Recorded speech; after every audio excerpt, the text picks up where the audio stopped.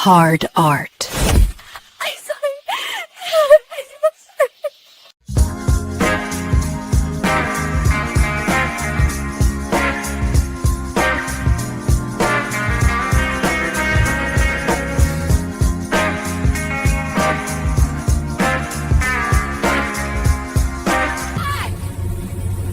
Where's my formula? Who's gonna pay for his college now? Shit! Hold on!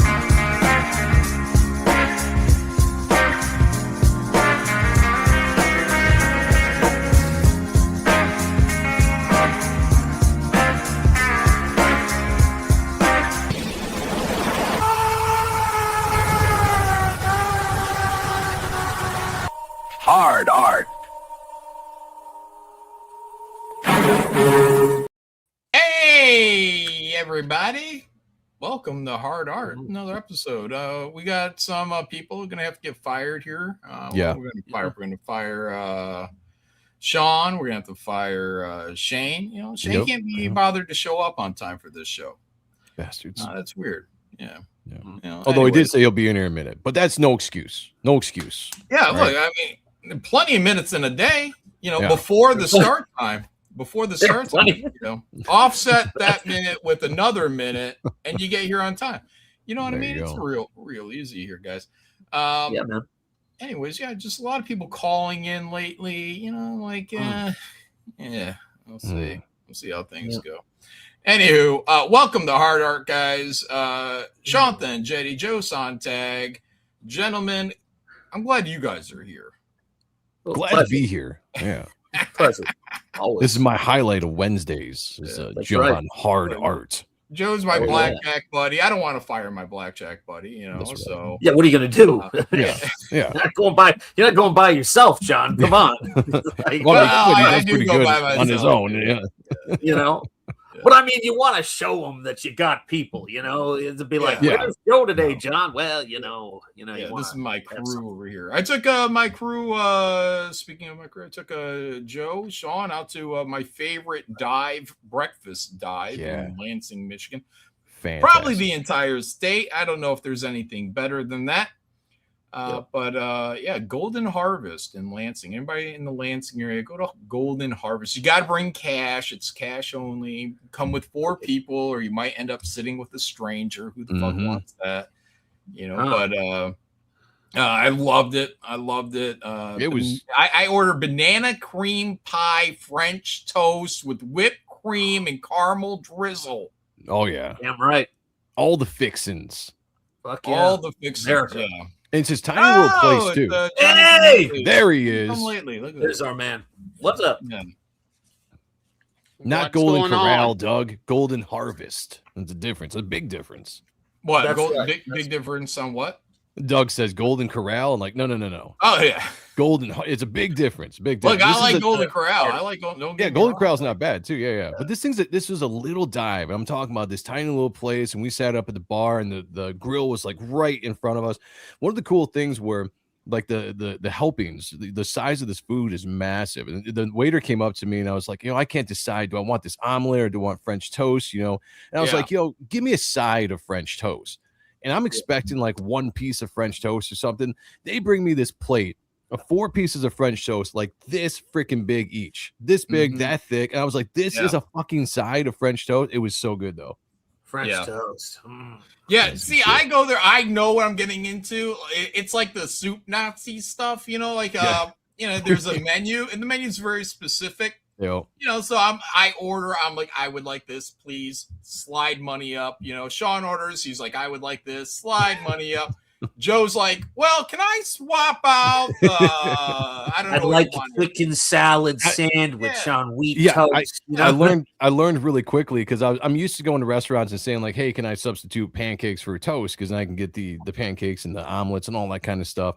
And I wasn't thinking about it. I just asked him, and the dude just like kind of stared at me. And it was like this black guy, and I'm like, They fuck, were I stepped shocked. in it. They were. Yeah, I they was stepped looked in at it. him in shock for asking to swap something out. Yep. And I was like, And I was fuck, like, I'm about oh, to get please kicked out don't of here. Please don't get us thrown out of this fucking breakfast place. It's And so good. and I asked for decaf. Yeah. And he's like, we don't have any. I'm just like, Yeah, damn, 2 strikes. I was 1 strike from getting kicked out. Oh my god! most Yeah. likely. Wow, I didn't know we had ISIS with us today, right?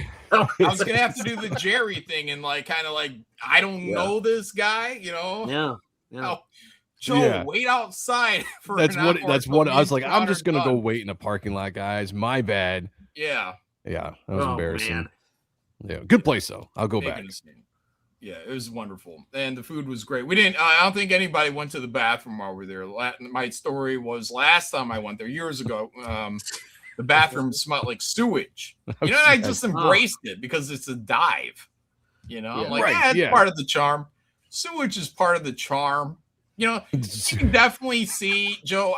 Joe, tell me, let him know if I'm lying. This place, you can definitely see in the middle of the night that there were probably, a family of rats running around. Oh, yeah. Yeah. Great food, but probably questionable. If you get behind the scenes, probably fairly questionable.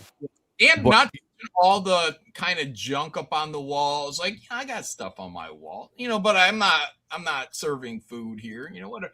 But there's a lot of bacteria that just settles on all these little things. And, they're not eating off the books or all the license plates and whatever else they got. They had like all these antique toys and just stuff from the olden days. If this was a place that you saw out in the middle of nowhere, like on a desert road, and this was just the only place you can't, this is probably a place where you go and get killed, you get murdered, and then be made food. That's what this place looked like. That's what it is. It's an iffy spot. It's an iffy spot. But face dancing in the lot. Yeah, exactly. There's an old warehouse right across the street. It's crazy. There's missing people signs all over the place. Have you seen these people just hanging all over the place? You're like, oh, this is rough. Yeah. Build up your immune system before you go there, I guess. You get the immune system going. If not, it'll straighten you out. You'll be impervious after going there, man. Fantastic food, though. I mean, I was blown away by the taste of the food. The flavor was so good. Like, they give you French toast without syrup. Well, you don't really miss it. Like, it's such a good flavor that you don't even. I wasn't going to ask for syrup after striking out twice with the coffee. after humiliating John. Yeah, I wasn't going to be like, front of his peers. Anybody have syrup? No. They'd be like, get the fuck out. I'm like, dude, damn. That's 3 strikes. Sean, what have you been up to this week? You've been off on a vacation.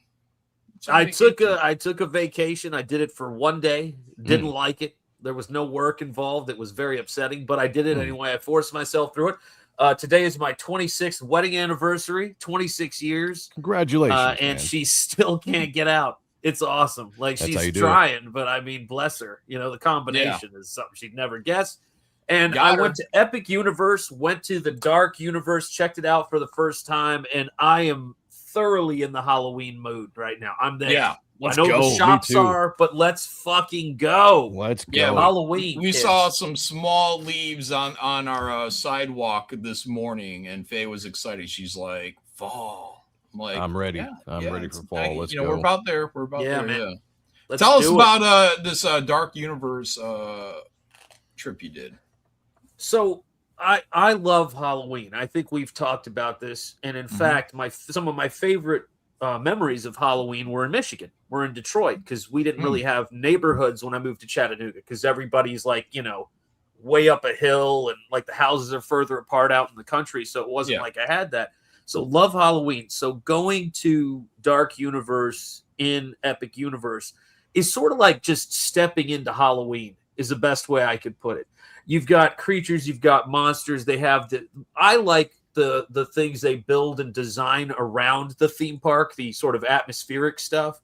And it just was like an art, sort of shot of adrenaline, which I needed it, like I see all this detail, all this craftsmanship, wood grain. But the wood grain, that's brilliant. And but just there was some great animatronics, some great creature work, and we just had a blast, man. I encourage everybody to go check it out. If you like monsters, if you like Halloween, I know a lot of you guys go to Halloween Horror Nights and things like that and enjoy that kind of thing too. Yeah, Horror Nights. It's I go to all. It doesn't have to be specific to Halloween. You have a horror night any night. Well, if you want her in a cat costume. That's what I mean? She's not going to be Catwoman for you unless you pay extra. On Halloween, you're like, it's included. It's included at Spirit Halloween. But yeah, so check it out. You'll love it, man.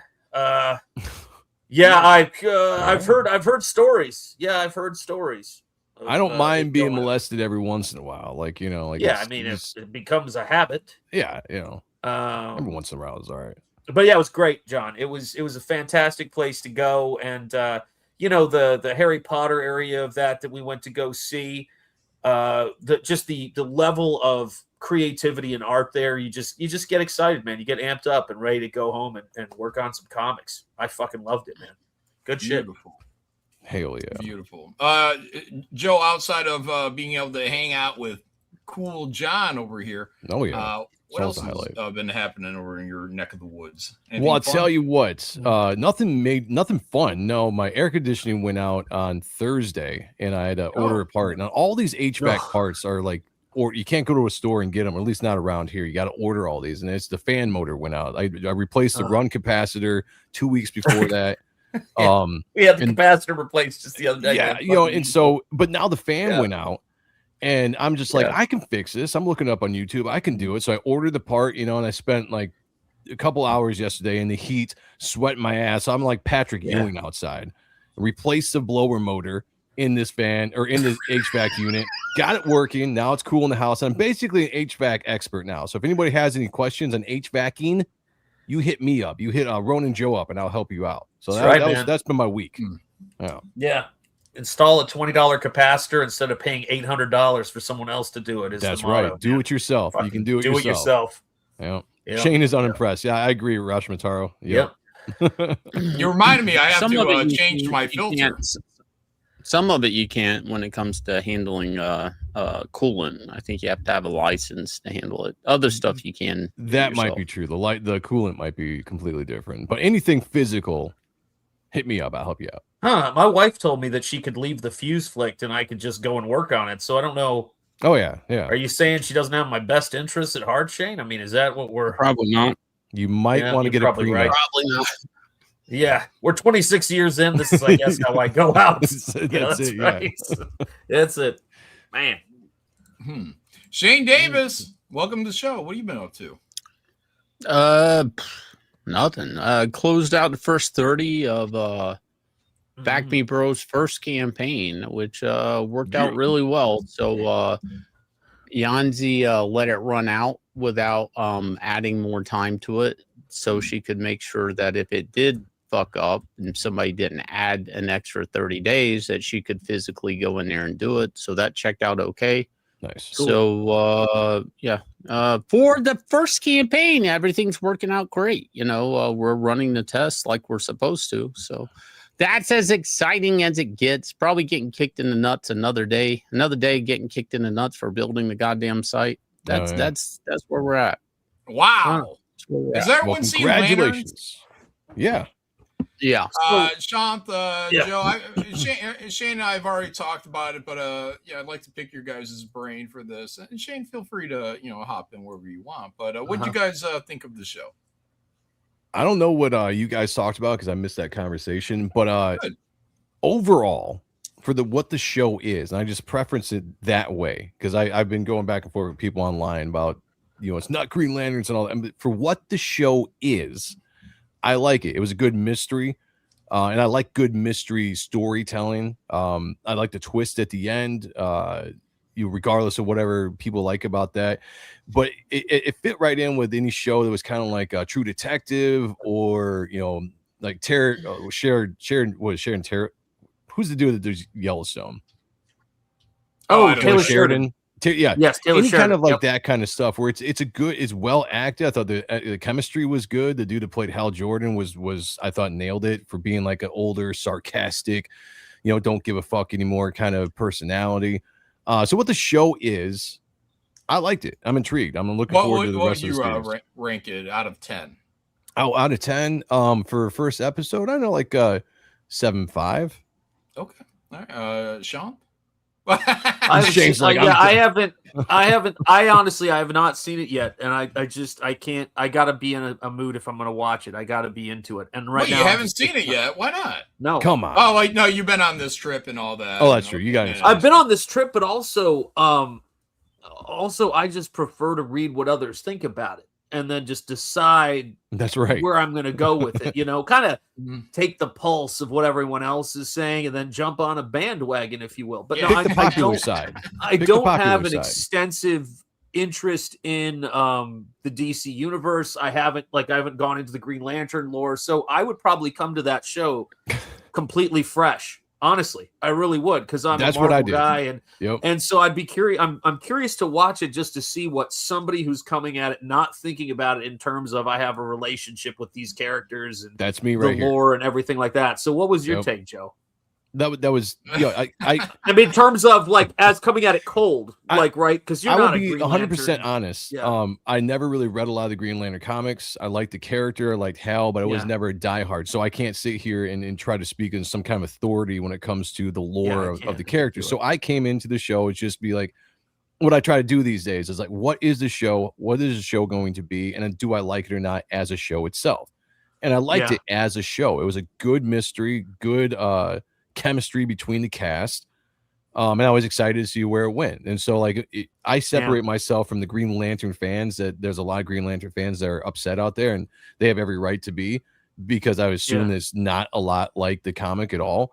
But the show itself, if you took the elements of DC and Green Lanterns out of it, it would still be a good show, a good mystery, a good crime thriller is kind of what it seems like to me that they're doing. I loved it. I gave it a 7 out of 10. There you go. Incredible. Can't wait for the next episode. Can't wait to, experience this entire season at this point. Look, I don't know if it's going to go bad, but right now I'm on board. I'm on board. Shane?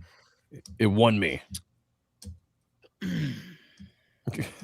Nobody wants to hear what I have to say about it. Yeah, let's just give it to us in a nutshell, Shane. No, because it's not that simple. No. Okay. All right. Anyway, Shane's not that happy with it. I mean, it's Joe's like, oh, if I'm not a Green Lantern fan and all that, it's like, okay, pretend it's a Captain America movie and you shot Steve Rogers in the head in the first episode. Not really a huge Captain America fan either, though. I mean, but that's my point. You can pick any character. You take your flagship character of whatever franchise, and you make a point to shoot him in the head. Mm-hmm. In the first episode, people used to give Dan DiDio shit for killing characters all the time at DC Comics, and it's kind of I don't know if they needed to do that, okay, to get this show to work. I think this show was going to be as hyped as it was, and now it might be getting negative hype. Now, my issue gets a little. I said with John, I think there's too much telling and not showing. They tell you about all these exotic things, but they don't show you these exotic things. And Ethan had to take, but people won't accept that, like that. You're trying to get normies to watch this shit. And I was like, I don't know, man. We've been watching Star Wars for how many years? I think people are well acclimated to seeing an alien bleeding to death in the spaceship. Like, I don't think we need to tell people things like that anymore. I think we can show people things. Like and it's HBO. There's no excuse to not. I understand they're spacing the budget out through every episode, but I mean, just avoid the ape and sir thing until you can show it. Yeah. It just seems like like anything exotic about that story is just lost when it's just two dudes sitting at a bar, So I don't know, and the whole concept is all drummed up, and there's no everybody but the sheriff believes there are aliens, and even the sheriff believes there are aliens. She just doesn't think there's aliens in the town. So there is no disbelief there's aliens. Everybody there believes there's aliens. They know they exist. They just don't think they're there in the town. So the whole theory of not showing an alien in the first episode when all they do is talk about aliens is kind of retarded. Well, nobody's in disbelief that there's aliens. It's just kind of like, I don't know. It's a bad storytelling technique when you are just, and it's a trope of boring ass comics. We just sit characters down in a room and they talk it out, and it's like, and then, I don't know. I watched The Watchmen. Did anybody watch Watchmen, the TV show? No, I didn't watch that. No. Okay. So it's a direct sequel to the Alan Moore book, not the movie. Okay. Right.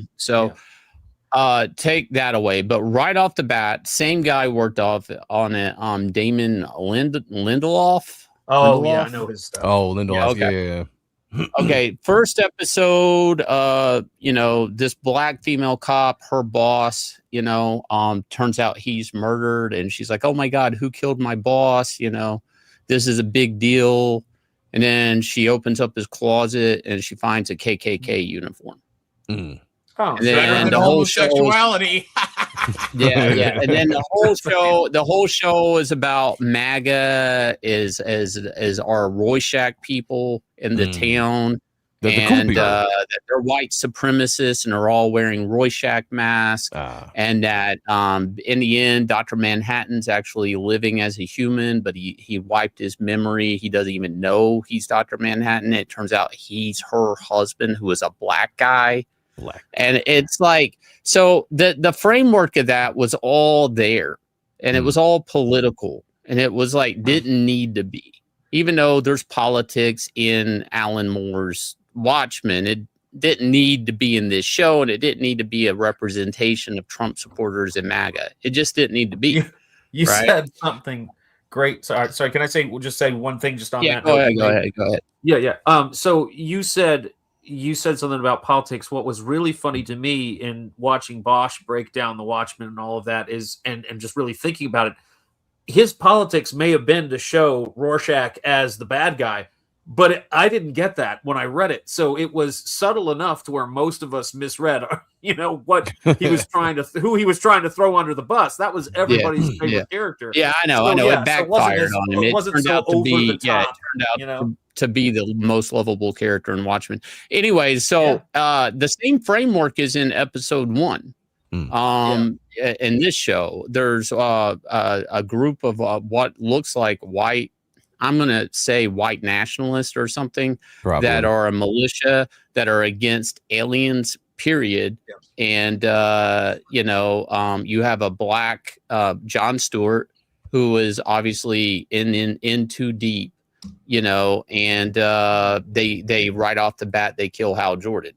And it's like this same dude worked on both shows. So like, I see what he did in the previous show, and I might be carrying over baggage to this, but I see the same techniques and the same groundwork he's laid to have a political agenda about immigration.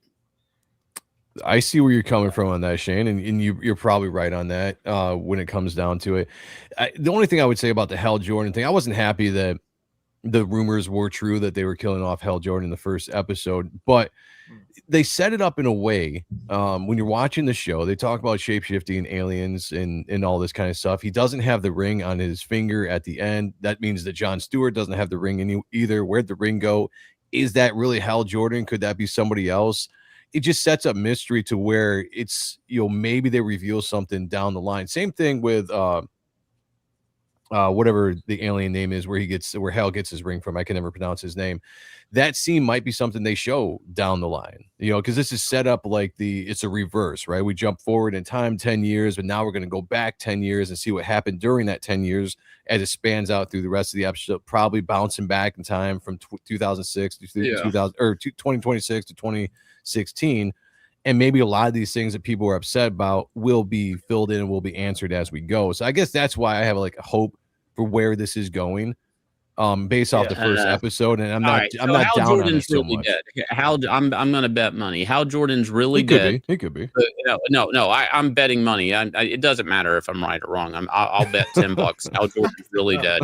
$10. Hal Jordan's really dead because of the hologram thing. Because that was a clumsy self mechanism, kind of a mechanism just driven into it that really, it's only there so you can kill him and you get your cake and eat it too. You still get Hal Jordan. That could be. But you get Force Ghost Hal Jordan that helps Jon Stewart out. But we get to shoot him in the head, and I don't know, man. It's like I think I'm too jaded. I'll be honest. I think I'm too jaded. I think I've seen our sitting president shot in the head or close to the head too many times. I start seeing shit in the clouds. I'm like, I don't know. I just saw this other dude's political message in Watchmen, and now he's doing this, and like right off the bat, we got to kill Whitey. I don't know. I know everybody's like going around with it, but I'm legitimately looking at it, and I'm basing it off his previous show, and I'm like, I don't trust the guy. I feel on that. Like, again, like I never saw that show, so I can't comment on that. But you know, everything you're saying, I don't necessarily disagree with. But again, just coming into it, as far as the episode went, like I liked just the way it was set up, the way it was written, the tone of it. I like a good mystery. I like that they didn't show as much as they were telling, because it makes you think about what are these things, when it happened. It just kind of puts you into this established world. I saw in the comments, James said that Guy Gardner is the guy that's got Hal's ring. Is that true? Established that? Is that been established? It's probably he has a ring. They're tossing around one ring for some reason. The other thing that's weird is, like, if I'm to believe Jon Stewart's going to be our new protagonist, I'm supposed to believe in him and he's this good guy. Okay, so he has an abusive past where his dad's shooting fucking apples off his head. And I said, and jokingly, and you go back and look, white people, I got Terry up at the doorway. I'm taking a Sharpie. This is where she is at age 4. This is where she's going to be at age 5. You know, you go back and watch that scene when that kid walks away from that wall. There is a row going vertical up the wall of bullet holes. Okay, this kid's been shot at for at least 6 years. That's why he has no fear. I guess. No fear. Okay, now. All right. That's a fucked up character. Okay. That's like fucked up on the level of, I haven't seen an origin story like that since, like, I don't know, Batman. Okay. Right. And you know, I think the dad took him out for ice cream, to be fair. Hang on. Hang on. That is true. Let me even.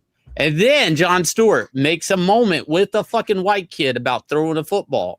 He's like, yeah, don't quit aiming. That's how you're missing. You're aiming, which is fucking retarded. But anyways, he's like, just think about it. Don't aim. And then the kid makes a shot. And he's like, yeah, kid. And they shared this moment. And he goes, you know what my dad used to do? He used to shoot apples off my head. That's like, the fuck is this?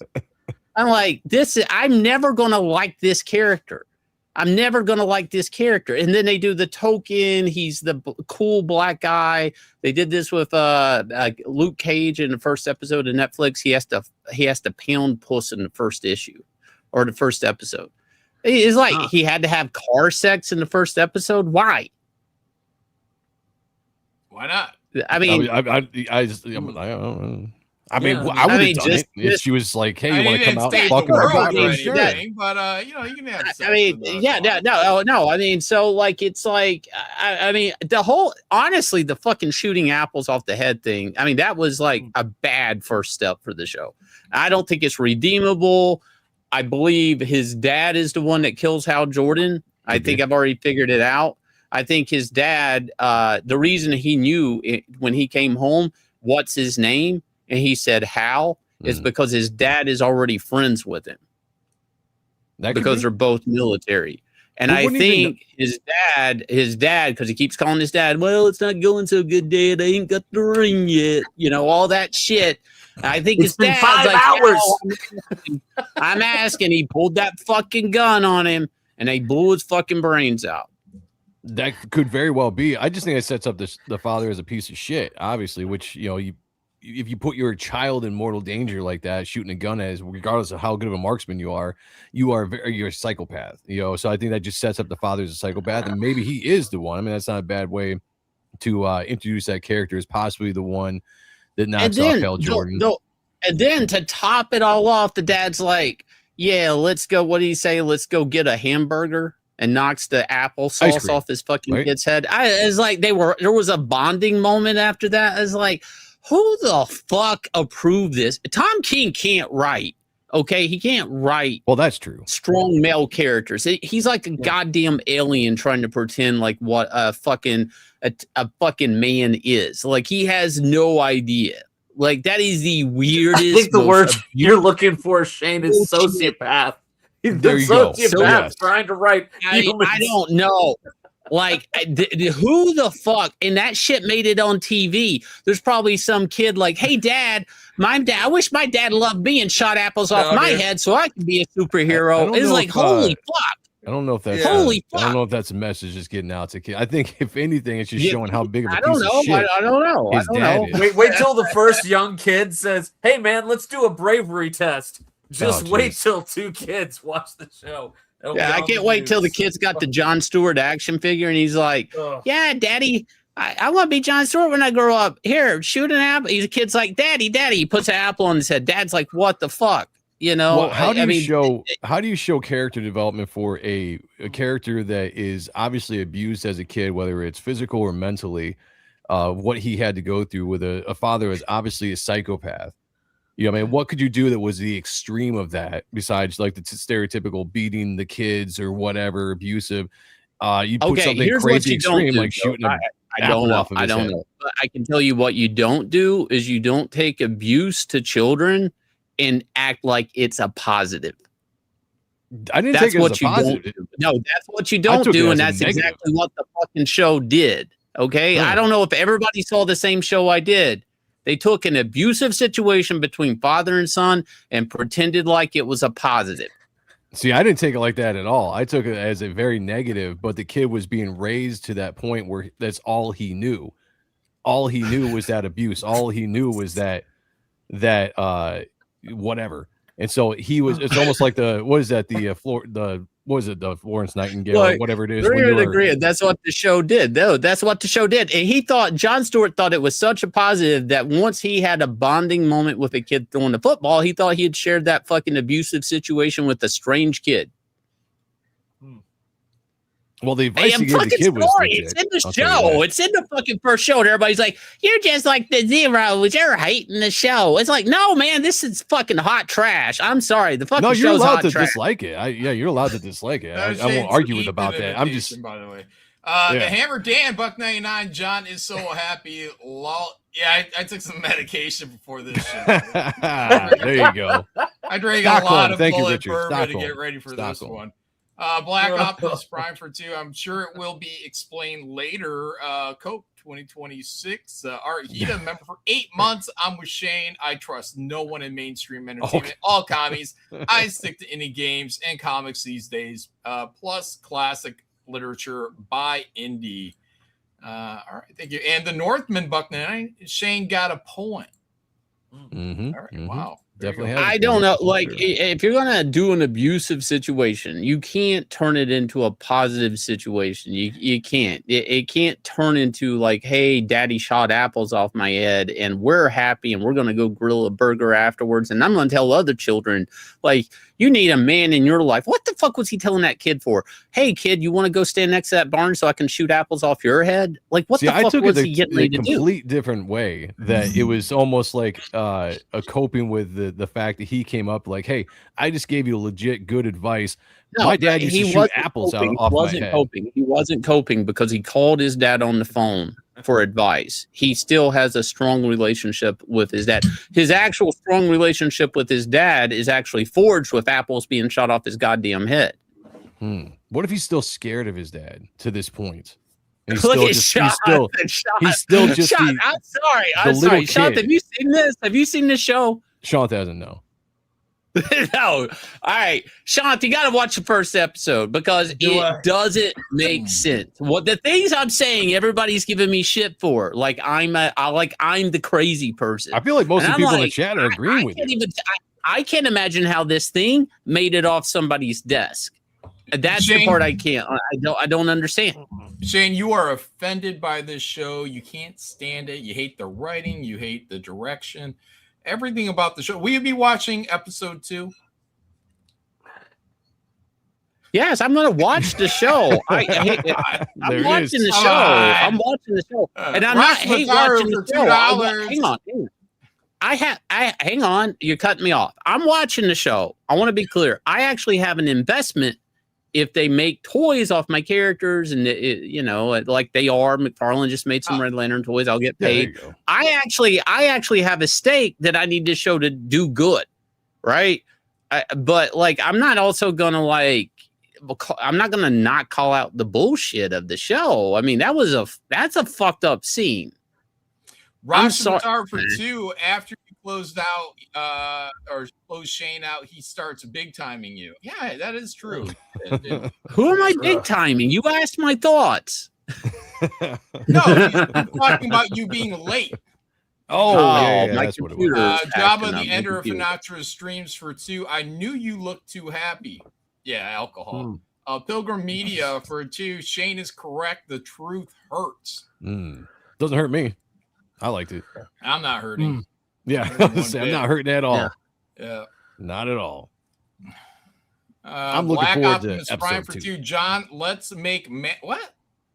What? I gotta be careful. I'm gonna get clipped on it. John, let's make Yeah. Oh, so you aren't afraid? What? Get out of here, Black Optimus Prime. Damn. Thanks for the 2, though. Yeah. And no.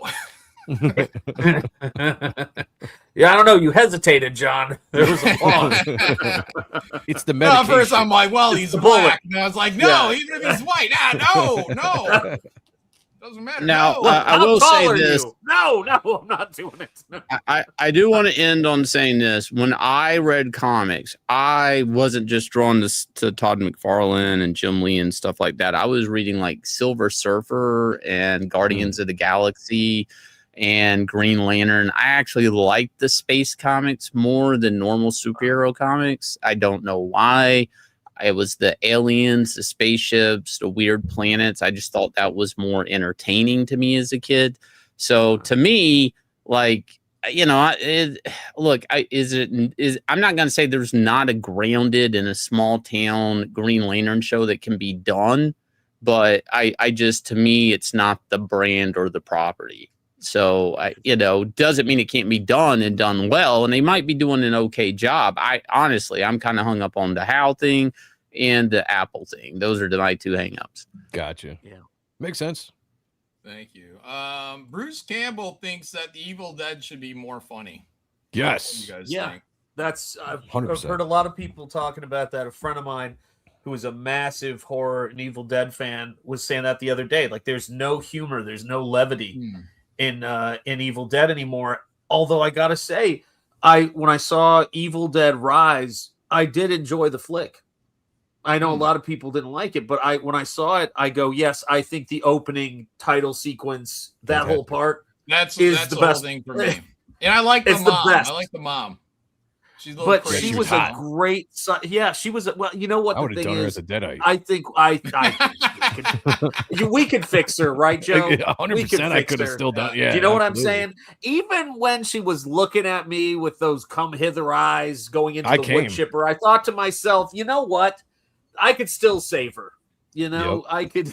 There's part of her in there that's still alive. But no, I like the way they're doing the violence. I liked the unexpected character stuff, but the humor is an essential thing that makes Evil Dead Evil Dead. And I love the Evil Dead movies. That I've watched every documentary I can get my hands on Evil Dead. So this is one of my favorite things. There's tons of Evil Dead references in Spring Ball and No Sparrow because of how much I love these fucking movies. You pitch it as Spider-Man meets the Evil Dead. Yes, because funny enough, because one of the greatest scenes I've ever seen in a fucking movie done by an actor doing his own stunt is in Evil Dead 2 when he grabs the back of his own head and flips himself onto the floor. You guys know the scene Kicks I'm his talking own about? ass. Yeah, he kicks his own ass. And the violence in Evil Dead is brutal and comedic at the same time. You know, it's got that, it's like a comic book slapstick, but it's horrifying. And I love that shit, man. So fucking good. I'm on the same page with you, and I saw this article and I 100% agreed with it. Yeah. That is what's missing. You can make Evil Dead movies now. Take Rise beginning, fantastic. It was a fantastic beginning. You could have that tone throughout the entire movie with still the gore, still the creepiness and all that kind of stuff, but just throw a little bit of the goofiness in there as well. Because that's what the series was established on. All 3 of the movies. Army of Darkness was way more comical than the first 2, but it still had the same feeling. And these movies they almost try to be like they want to get away from that, like they're embarrassed about the humor of the series, and they just want to go straight horror and straight whatever, which is fine. But there's nothing special about the Evil Dead movies that's any different than any other modern horror movie. Even if you go back to the original remake, what was that, 2000 and 2012 or something like that. Was it? Wow. It was a I think while you're ago. right. Yeah, It was a while ago. I think you're right. Yep. it was a remake of it, but they took the humor out. Mhm. You know, and it just had a different feel. It was just like, let's have a gore fest, which is fine. But for an Evil Dead movie to be in there, you have to have I mean, the Deadites should be funny, right? I mean, the Deadites, as creepy as they are, there should be some times where they make you laugh because they're so goofy. And it's kind of nice to have a character like a Bruce Campbell or an actor that can kind of pull off a little bit of comedic stuff with timing, his facial expressions and things like that. You know, when he's chopping off his hand in the second movie, that's a funny scene, even though it's a very gross scene, right? It just is because of the way that he portrays it. There's the movie that one of my favorite Sam Raimi movies that I know a lot of people, it's not going to be a shock for people in the chat because I'm sure a lot of you guys love it too, is Darkman.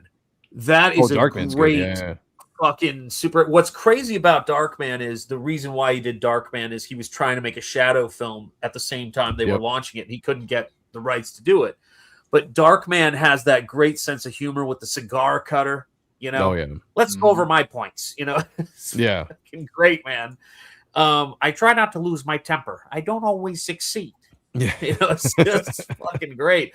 And the just all of the kind of slapstick zooms and snap zooms. I love some of that Sam Raimi stuff. And I just got Darkman on 4K, but that's the stuff I look to. Evil Dead in that is what I look to more.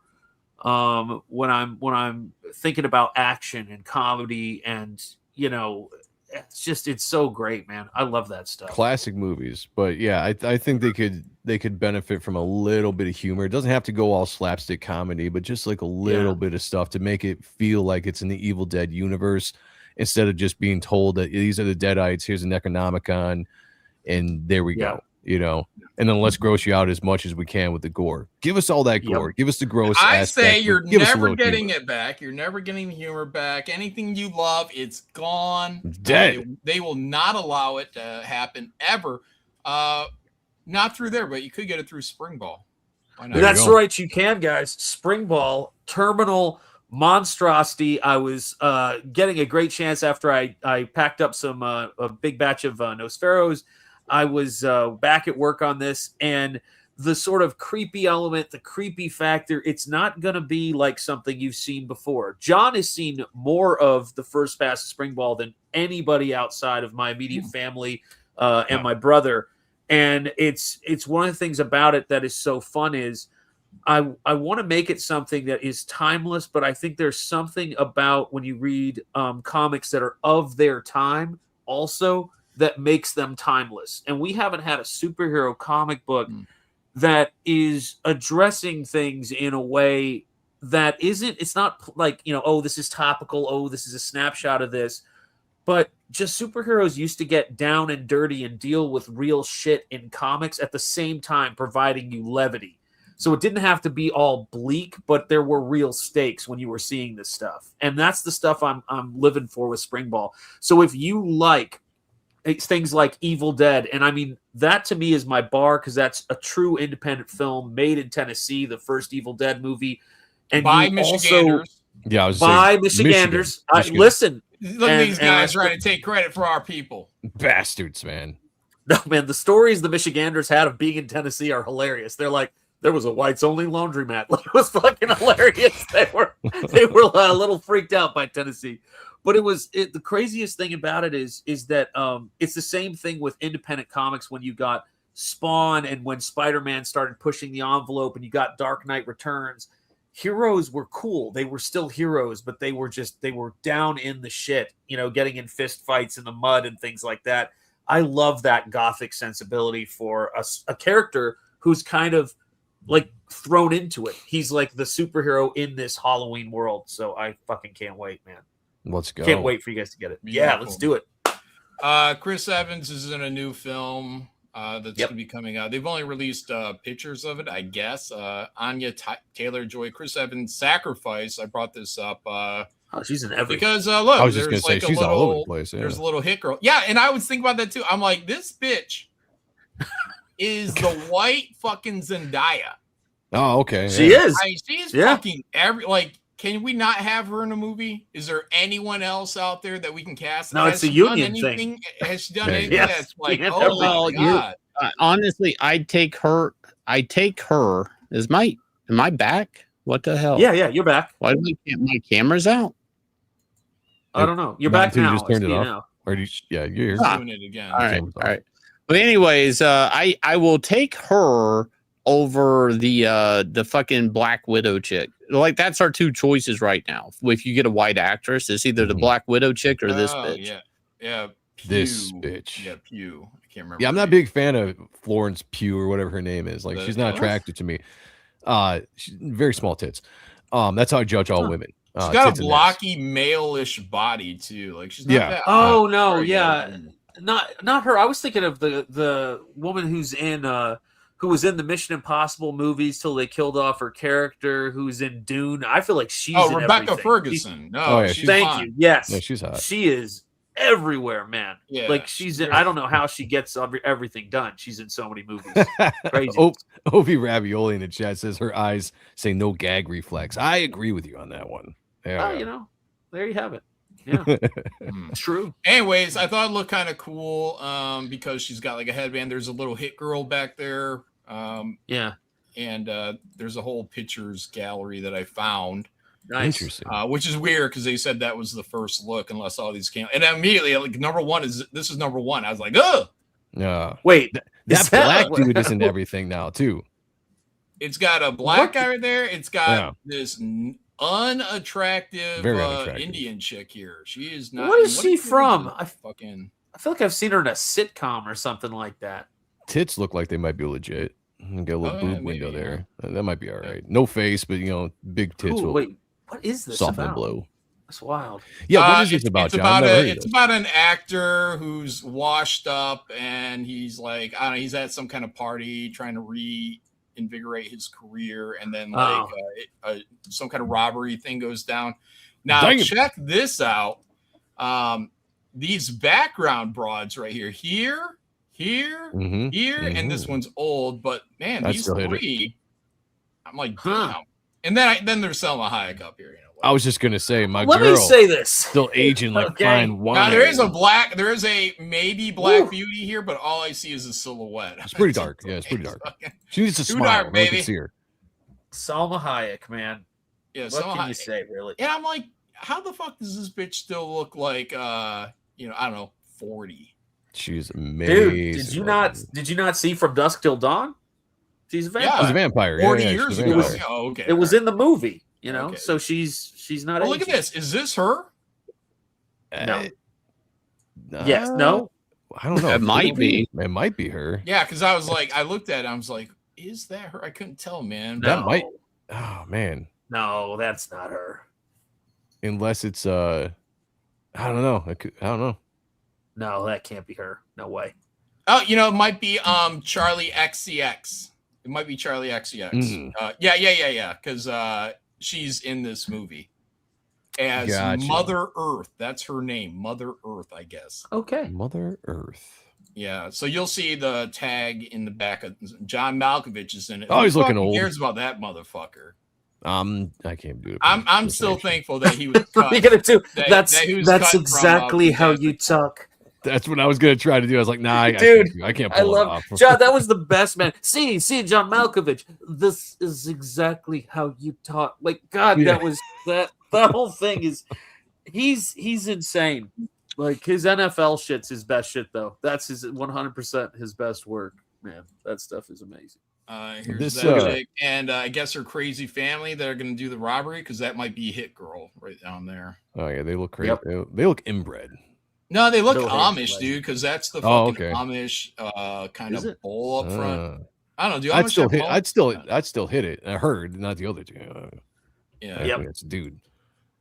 Shane, You how's wouldn't it want to going? hit this one. Yeah, I wouldn't hit that. or one. that one. Or that one. This Yeah, I one. wouldn't hit that one right there, right in the middle. Yeah. Huh. Yeah. Man, bullseye. She's all right. I'm just tired of her. We got Asian chick.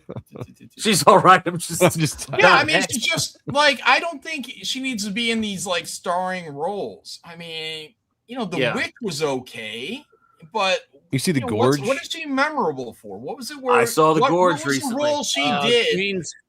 Queen's Gambit was her biggest thing.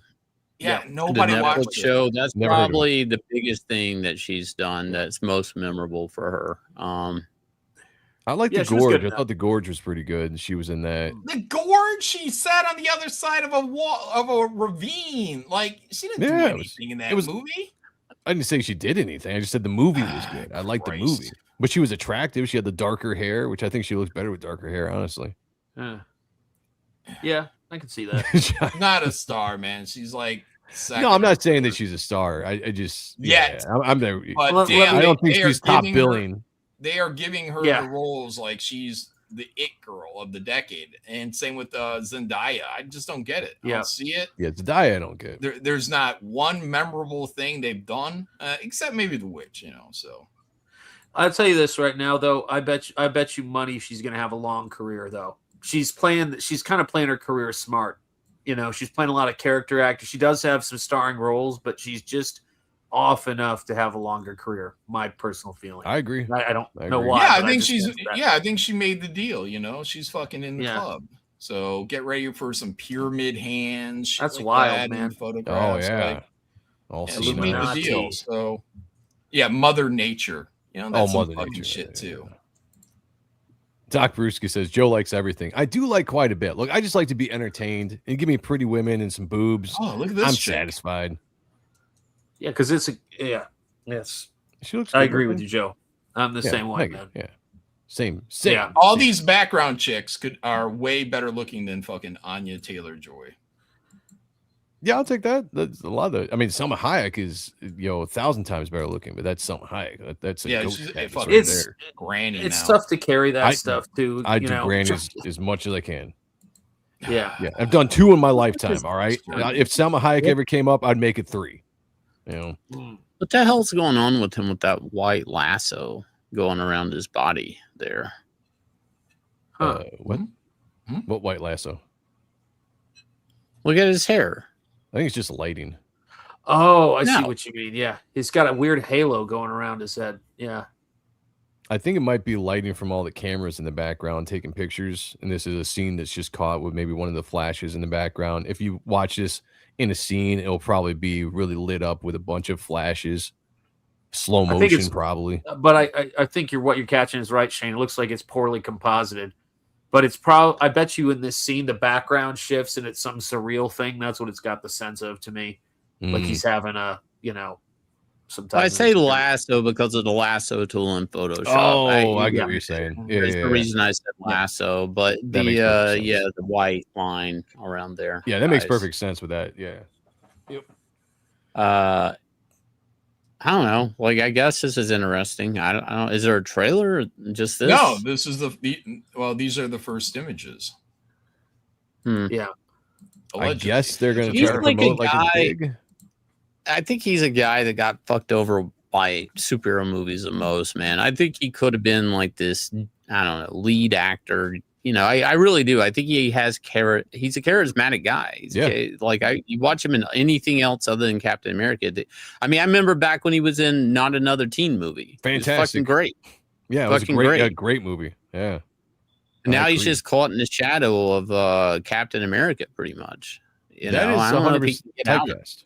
Yeah, it's 100. Like name a movie he's done since Captain America that has been relevant at all, and he's done quite a few movies and some good movies. Snowpiercer. But There's a Netflix Snowpiercer was movie. decent.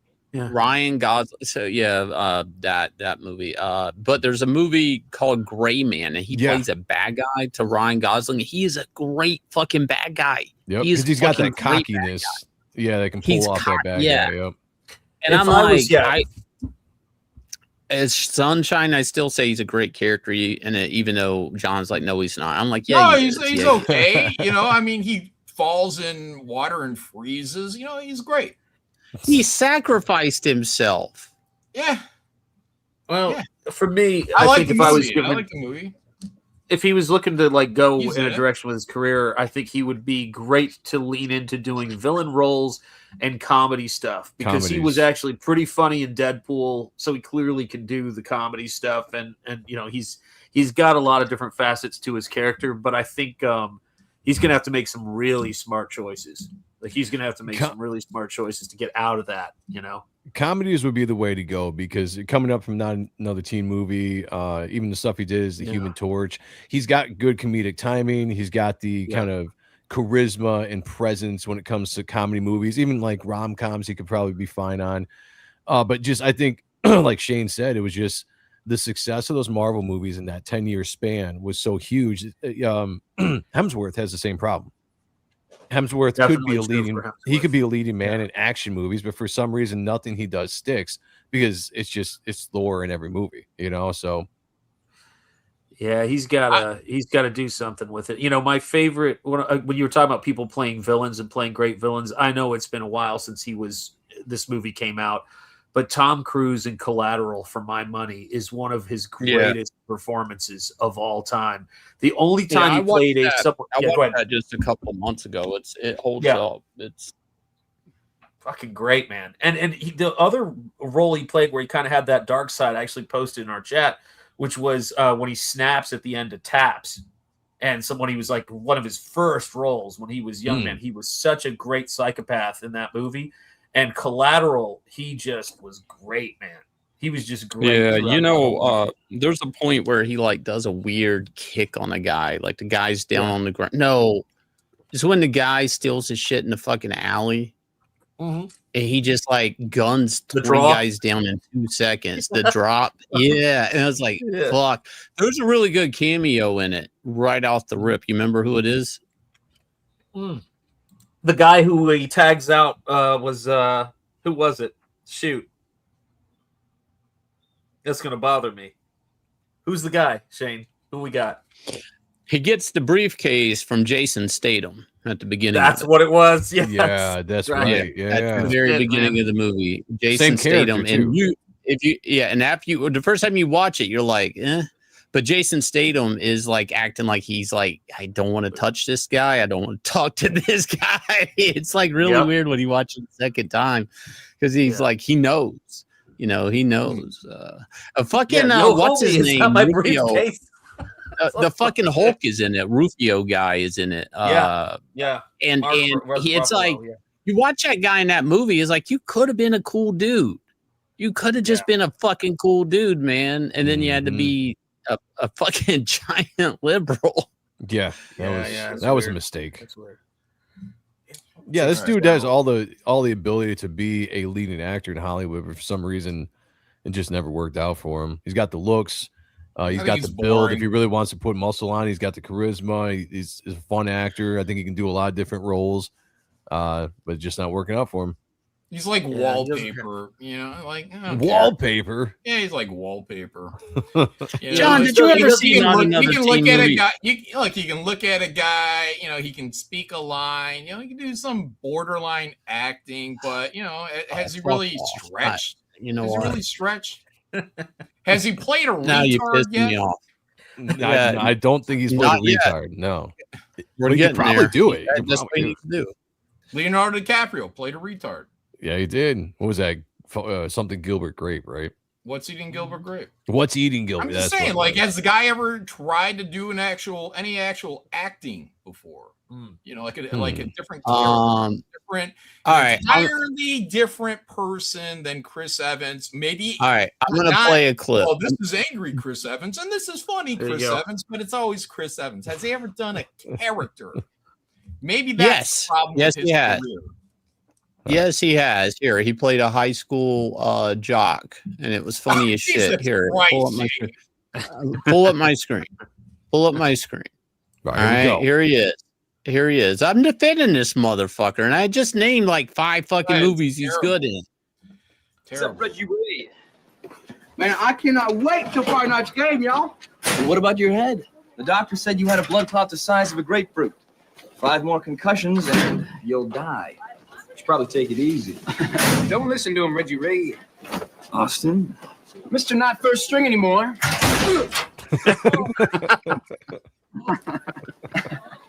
Besides, we all know what happened last time JQ was calling the police.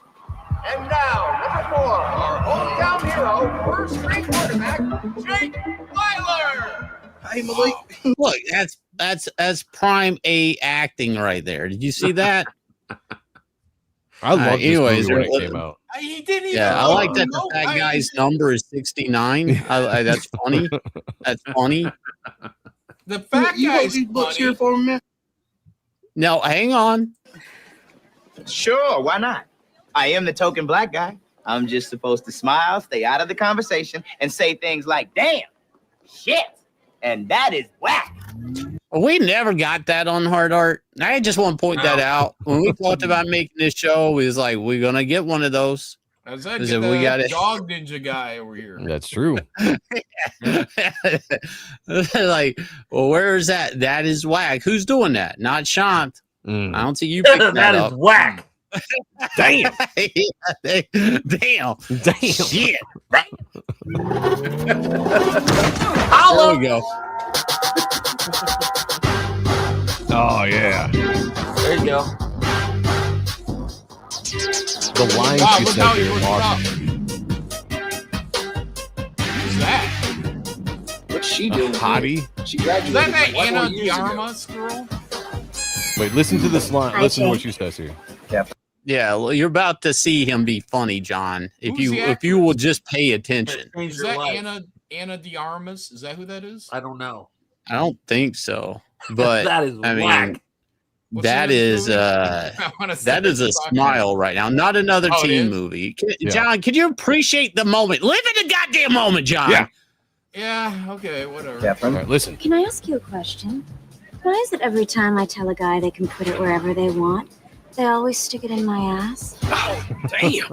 That's just way too much information for me, Catherine. Oh no, Jake. Way too much information would be telling you that after they're done, I always take a huge dump. Shit. On their chest. Oh, that is whack. Great, I John. love I it. laughed at the black guy. The black guy had the line. Fucking, what did Ugh. Chris Evans do there other than get slammed against the locker? What great acting. It's very uncomfortable. Give He's this showing a guy very a fucking uncomfortability to it. Oscar. He's But that's been his- robbed Yeah. for 20 years. Yeah. You're missing a point. Later on in the movie, he says something like, he's like, come on, you're my sister. And she's like, only by blood. And she's like trying to fuck him. It's So once again, somebody else has the funny line. You know, Ah. Oh boy. what did he do? Nothing. He's wallpaper, guys. He's things for other things to act around. If you guys haven't seen this movie, you should go watch it. It's actually pretty fucking hilarious. I haven't seen it in a long time. It holds up. It Yeah. does. I watched it the other day. Oh my god! I need. Damn. Now you got me mad, John. You have me disappointed. Just like this disappoints me.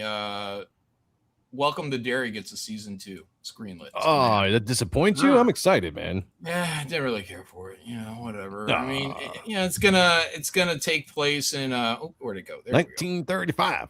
1935, during the Great Depression, a blood massacre takes place for the Bradley Gang, a group of bank robbers, all white, who stop in Derry to buy ammo and end up facing unimaginable horrors. You know, I said that about the first season. I'm like, we're gonna find out that the real villains, you know, are the people. You know, the people Yeah. of the town. Those are the real bad guys, not this clown.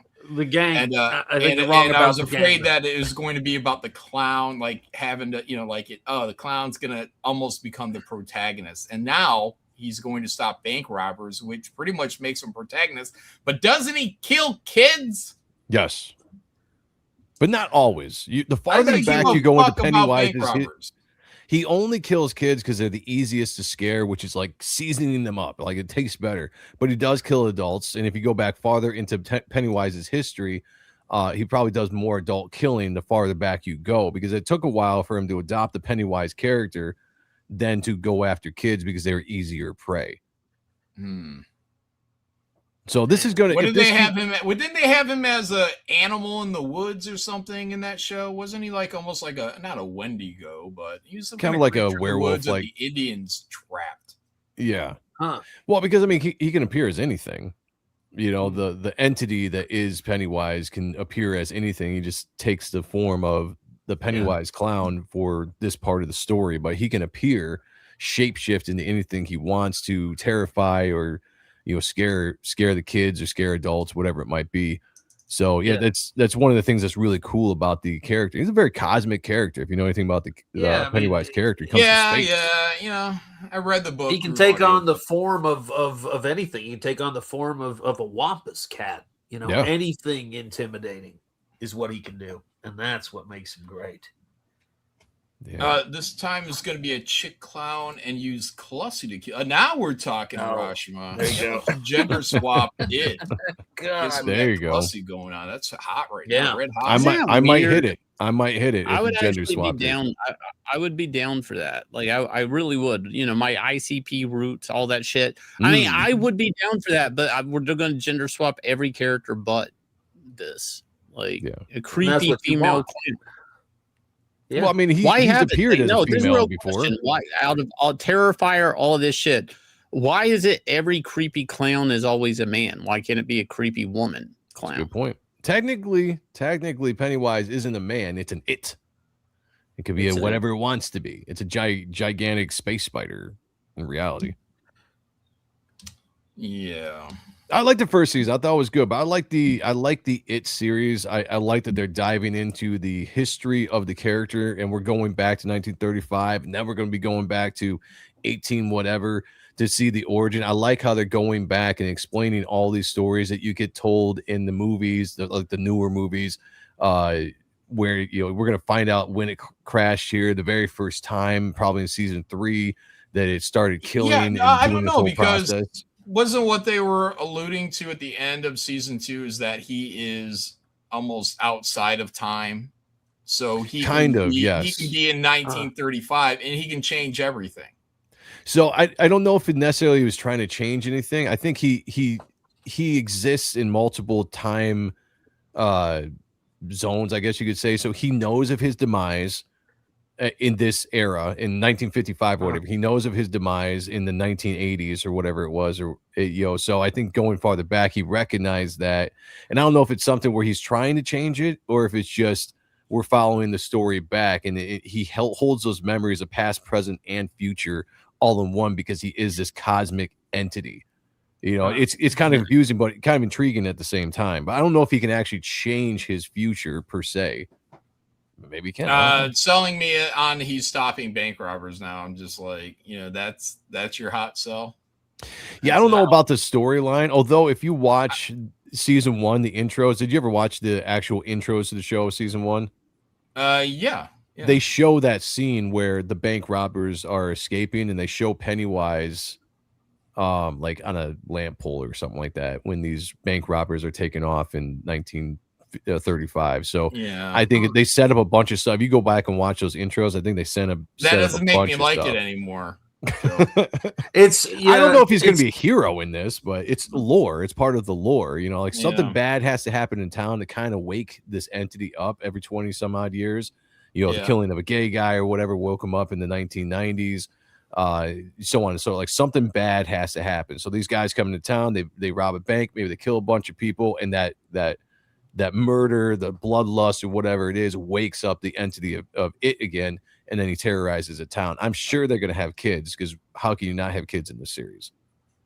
Yeah, I mean, it's the thing for me is when I look at this kind of stuff, horror is having such a big moment right now. Like, it is the most, I feel like that genre is going supernova right now. People just can't seem to get enough of it. Halloween, scary things. And it's strange to me because I kind of feel as though the really good stuff is leaning really into the horror, and the other stuff has this like weird political social commentary to it that just sort of takes me out of it. Like if I catch even just like a whiff of that in a horror movie, I'm like, it makes it less scary. So it's we'll see how this goes. I actually thought they were probably going to go down some like 1930s kind of, sinner gangster kind of thing, with it. And who knows what they might do then. But to me, I'd be curious to see it. Rosh Matar for 2. John, you will never be a Green Lantern at this rate. What does that mean? Damn. I don't know what that means, but. Black Optimus Prime for 2. Are you afraid, John? Maybe because I'm not going to let Black Optimus have sex with me or something. That's what it is. I make you do it. Wow, that is. Well, no, that is abuse. It's rape. I was going to say it's kind of threatening. Yeah. That's rape. Yeah, anyways, that's frowned upon. Yeah, it ain't gonna happen. But keep super chatting. Yeah, keep super chatting. I'm looking forward to season 2. I can't say that the plot is too intriguing with the bank robber stuff, as long as they're still diving into his origin and we're still learning a little bit more about the character as we go back in time, then I'm fine with it. I don't think that they're going to present him as a hero, like an anti-hero in this. And if they do, it would be a giant mistake. I just don't feel like that's what they're going to do, how they set up season 1. I think he's always going to be the antagonist, even if there are other villains characters within the series as well. They probably still have a cast of kids that have to, defend or fight against it in this timeline as well. I'd imagine they have to. Yeah, what's great about this thing though is they really did nail a new iconic look for Pennywise. Oh, because whenever people think of the Tim Curry, 80s show, I saw Beowulf going in hard on it. It was for us at the time. It was creepy as fuck. I mean, that show freaked me out, man. It was the television miniseries scared the piss out of me when I was a kid. For a new generation, man, this clown design. I mean, you're stepping into territory where the Joker's so well established in many incarnations, and you're going to do a new clown. And I think they created something that really is this kind of that actor, man. Hats off to Skarsgård, Bill Skarsgård. Yeah. He really embraces that character so well. I've watched a lot of behind the scenes vignettes or whatever you want to call it, just seeing him get into character and how he acts and just how he's made this do thing that shit with his eye, Joe. Yeah, he does it. He can make his eye wrong, like man. Lazy, and he also does that weird smile that no one else really can do, where he curls his lips up and I don't know. He showed how he could do it, but he does this role very, very well. And at first, I hated the design when I first saw it back in 2017 or whatever when they made the first movie. I thought that I was like, this is a stupid design. But when I saw it on screen, I saw how he acted through the makeup. I really fell for it. I was like, yeah, this is perfect. This is great. The giant head, the bulbous head just throws you off, and it's just slightly creepy enough to make you just unease just looking at him without him acting all insane and goofy. And that goes to my point, which is the whole point of him being a clown is to kind of lure people towards him. He looks scary. Like the design is too cool for a fucking clown, too creepy for a clown. The eye lines going up like that. Like, what is that supposed to attract a child? It looks fucking creepy. He is a creepy clown. So, I don't really buy the whole, and my other complaint is, the movies, the remake movies, whatever, a lot of jump scares. I don't remember feeling very afraid in this movie, except for something's coming at the camera. Something's coming at the camera. All this is happening. It's coming at the camera. Like, that was like the whole thing. I don't know what am I, his dance. Stupid. Yeah, it's not particularly scary as in that aspect of it. I'll give you that for sure. But to me, it's kind of hard. Would cry seeing this clown, especially with his bulbous head there. But isn't there a little bit and I'd have to research this again with the character, but doesn't he have some kind of sense to be able to lure them in even with his look? And that's why he preys on kids. It's like almost like they don't really see probably do about whatever he wants so much in the brain, so right. Well, exactly. Honestly, all clowns scared me. So to me, there's not like a scary clown versus a regular clown. When I was a kid, I didn't trust Bozo. What was he up to? Cookie, didn't trust him either. Yeah, you gotta be careful, kids. Watch yourself. Yeah, never trust a clown. You gotta be careful. Joker seemed like good people. Now him I like, but everyone else, him I like. Yeah, not a fan. Not a fan. All right, share my screen, John. I justice for Chris Evans. Here's a sequence. Wait, what? Come on, I mean, yes, we talked about it. I like the movie. A clown's creepy. There's going to be kids in it. It's it. All right, here we go. So here's a good line. Falls into a water tank and freezes. Yeah, no. Anyways, Chris Evans, Sunshine, 2007, way before superhero stuff. Carefully, very carefully. If I had to make a guess right now, I'd say we could adjust our trajectory. We could. Man, he plays an Asian guy great. Oh, there he is. Just to make it absolutely clear, there's no way we're going to do that. Do I have to spell it out for you? We have a payload to deliver to the heart of our nearest star. We're delivering that payload because that star is dying, and if it dies, we die. Everything dies. So that is our mission. There is nothing, literally, nothing more important than completing our mission. End of story. He's right. He's right. Of course I'm right. Is anyone here seriously considering otherwise? May I put a counter argument? No. Captain? Go ahead. There's a shit ton of actors in this would, movie. Of course, be absurd to alter our trajectory to assist the crew of the Icarus One. Even if we knew that some or even all of that crew are still alive, their lives are entirely expendable when seen in the context of our mission. As are our own lives. Exactly. However, there is something on board the Icarus One that may be worth the detour. As you pointed out, Mace, we have a payload to deliver. A payload, singular. Now, everything about the delivery and effectiveness of that payload is entirely theoretical. Wow, that Muslim is really, he's a good actor, Shane. The Muslim. Yeah, he's. Wait, is he Maori? No, I think he's Hispanic. Hang on, I think he's Hispanic. I don't think he's Muslim. Wait, who? Like he played a Hispanic. He was Hispanic in Training Day. So I don't know. He's either a Muslim. Well, what is he acting as, a Muslim or as a Hispanic? Oh, I don't know if he's a Muslim. He's brown. He can pull it off. As a Muslim. He just let him just go for it. Bucketfill Brown. Let's go. Yeah. I mean, he talks like a white dude, but I think he's probably Muslim. We had 2 bombs. We'd have 2 chances. Yeah, he's You're a Maori from assuming New we'd Zealand. be able to pilot Icarus One. Yes. Which is Maori. assuming that whatever stopped them from completing the mission wasn't a fault or damage to the spacecraft. He was in Whale Rider and a bunch of other movies. It is. It's a risk assessment. The question is, does the risk of a detour outweigh the benefits of an extra payload? He's asking a question. Wow, I understood that. Give that guy an Oscar. He's way better. I got better evidence. Chris looking around like you don't know what's going on. That's acting. No, we won't. We're not a democracy. We're a collection of astronauts and scientists. So we're going to make the most informed decision available to us. Made by you by any chance? Made by the person best qualified to understand the complexities of payload delivery. All right, Shane, you're gonna get me struck down here. How much more? That's guy, Chris Evans acting. Anyways, he's a decent enough actor. Now there is a world where he did not play Captain America. There's a world where he did not play Captain America. He wasn't the Boy Scout, and he's probably in spy movies, Jason Bourne movies. He's breaking motherfuckers' necks. He's hanging upside down from cable wire and shooting people and doing headshots and shit like that.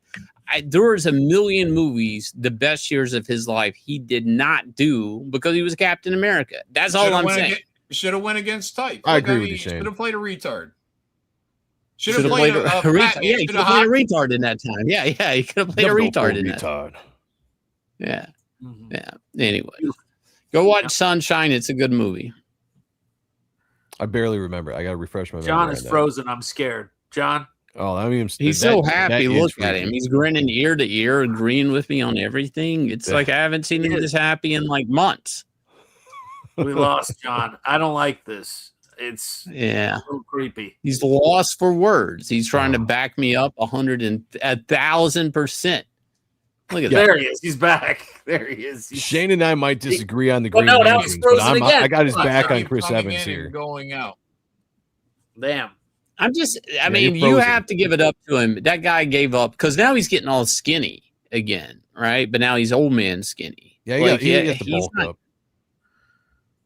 Yeah, he can't do this. Yeah, here you go. This is real acting ripped. here. Here you go. Chris Evans.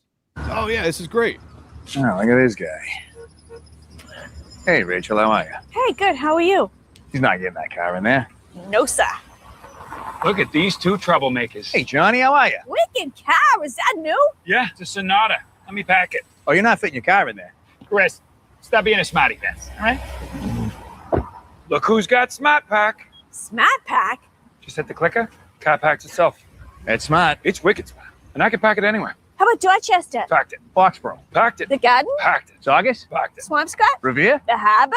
Are you kidding me? I packed it and then unpacked it. You unpacked it? Kid. This is horrible, Sean. That Sonata ain't got no driver. That's all right. He's got Smart Pack. Hey, look at him back there. He's got Smart Pack! Hey, whoa, it's Big Poppy. Wicked smart. This is a ghost car. A better. Do you see what I'm saying? Legend. It's a wallpaper. You know? Yeah, and Just a legend. Not impressed. I don't care. Yeah. I'm trying to turn my camera. Okay, back maybe I'm wrong. Maybe the Hyundai commercial was not.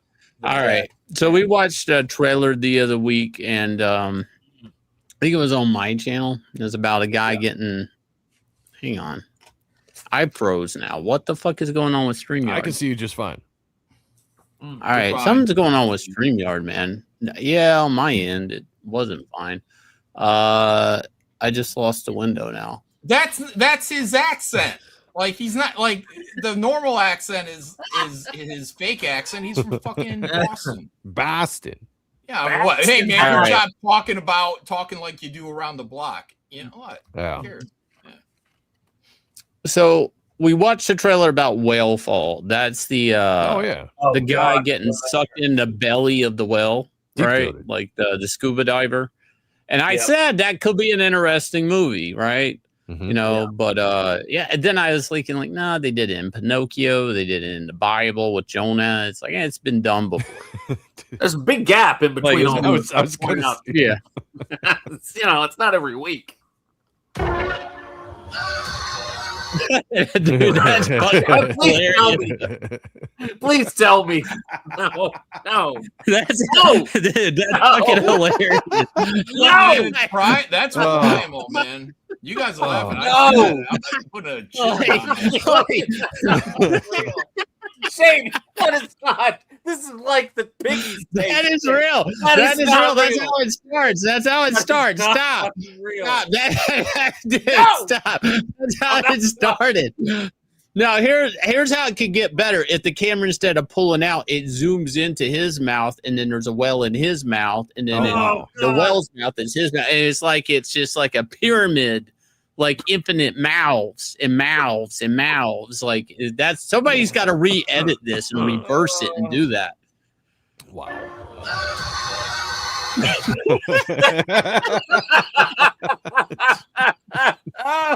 No. Wow. What the fuck? John, why are you laughing, man? What's wrong, buddy? I told you.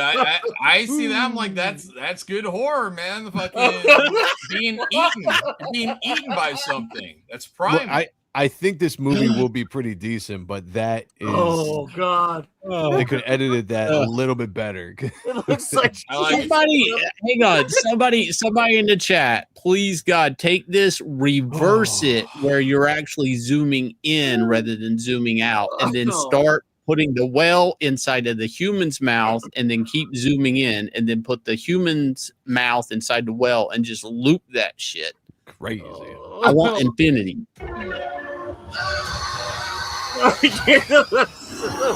Ridiculous. You know, he saved my Just life take that once. shot out. This guy swims up out of nowhere, guides me up like an angel. Probably saved a lot of lives. Did you know him? No. It's his I know your dad. dad was rough on you. Oh my God. Of course it was. Father issues. But he knew what he was talking about, especially down there. Is that the fucking cable dude? Yeah. Yeah. I hope he talks with like a deep fucking whaler accent, you know. Josh Brolin. Yeah. This is when you can tell when somebody's a fucking actor right here. Like his posture, he's readjusting his posture and his jaw to try to really make a different silhouette. I was like, that's pretty interesting. That's what I do every day, Shane. You never complimented me. I'm saying that's acting, John. I'm you're a great living it. actor. He's acting. I just don't brag about it. I don't get awards for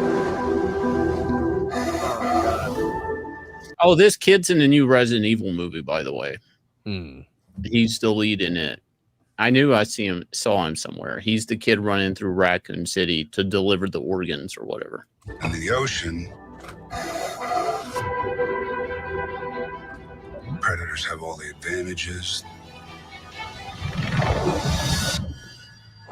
So No, what that's going to options save does that him. leave for a guy like you? The squid is going to get the whale. Oh. Yeah, your organs would have exploded, buddy.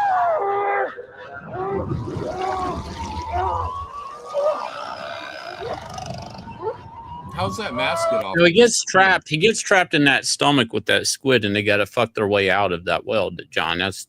I don't think that's how they're gonna get out of the whale. They gotta, oh, it's a sperm whale. You're right. Yeah, that might. It's a sperm whale.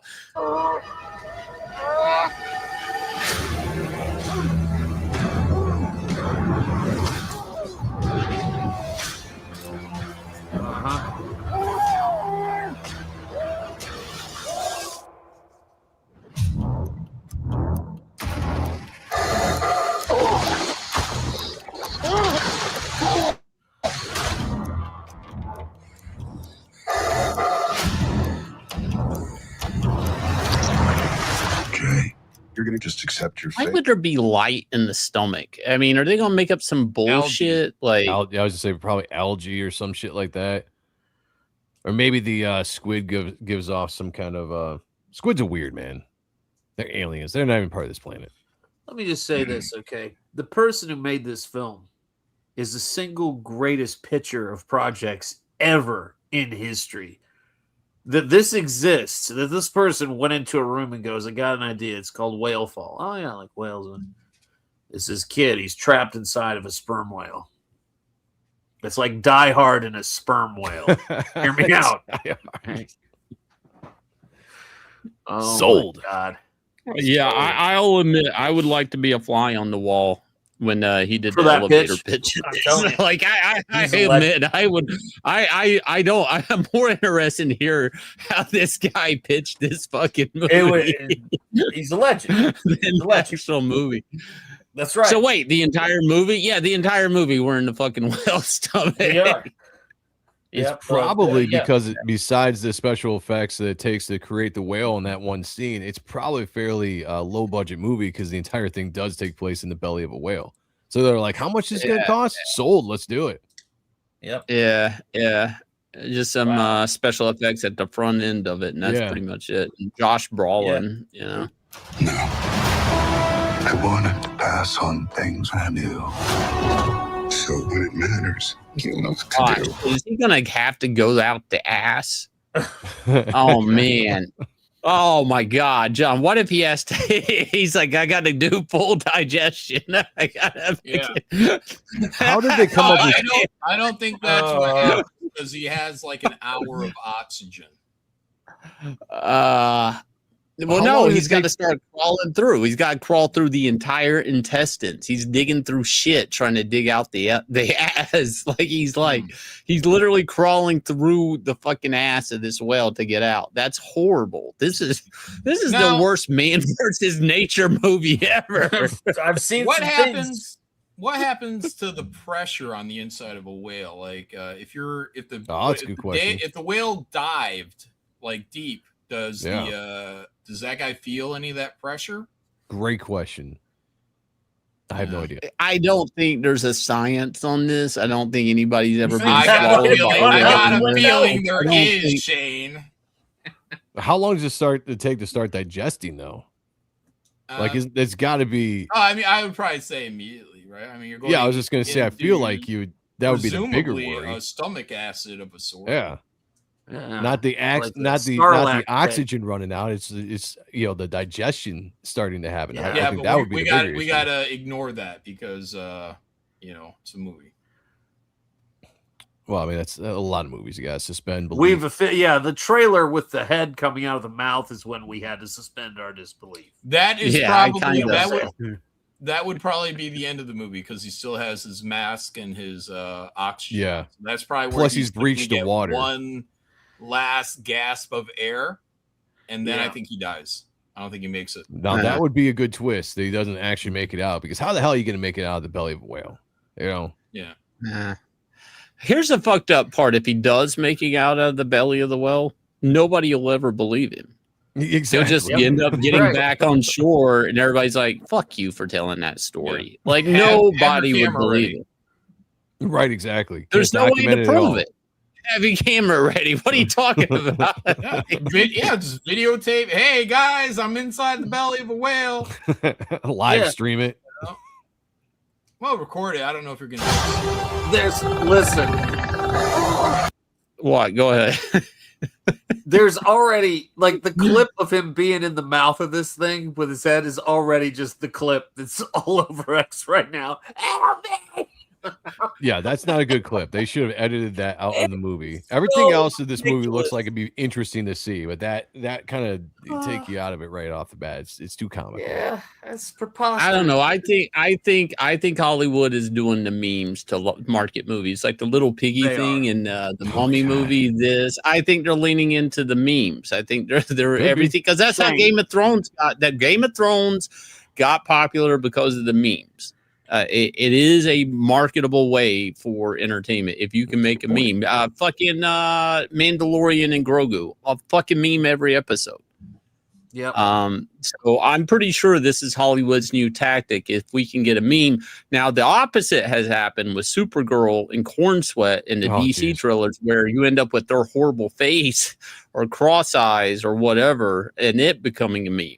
So I think this is I see that shit now and I'm like, no, that's strategic. It's not an accident. That's strategic.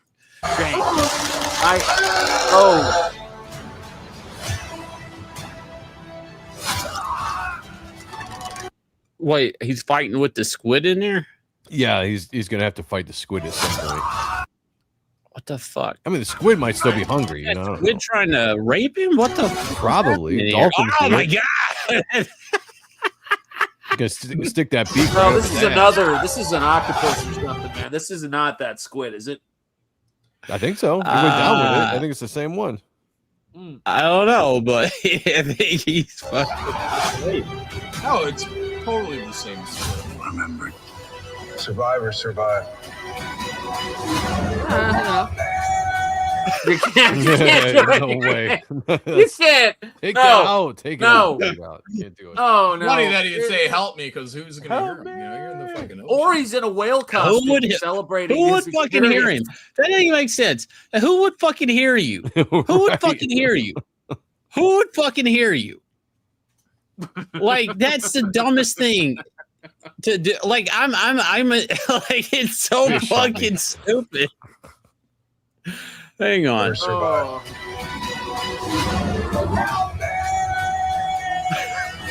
I can't believe that is a thing that happened in any movie ever in history. I blame the can't believe director this on that movie. one. That one's bad. He should. I'm looking forward to it. I think Shane, overall the movie looks good and it's a scary concept.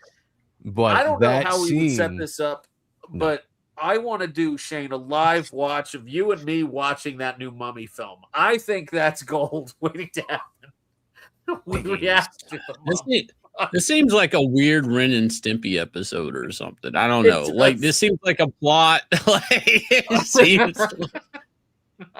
Help me! like I don't know. There's something. It just doesn't. And they're like, oh, by the best-selling author book. It's like, what chapter in the book was he screaming out of the whale's mouth? Help me! The only way this movie is going to be very satisfying if it ends the way that like Ace Ventura 2 does with the rhino scene.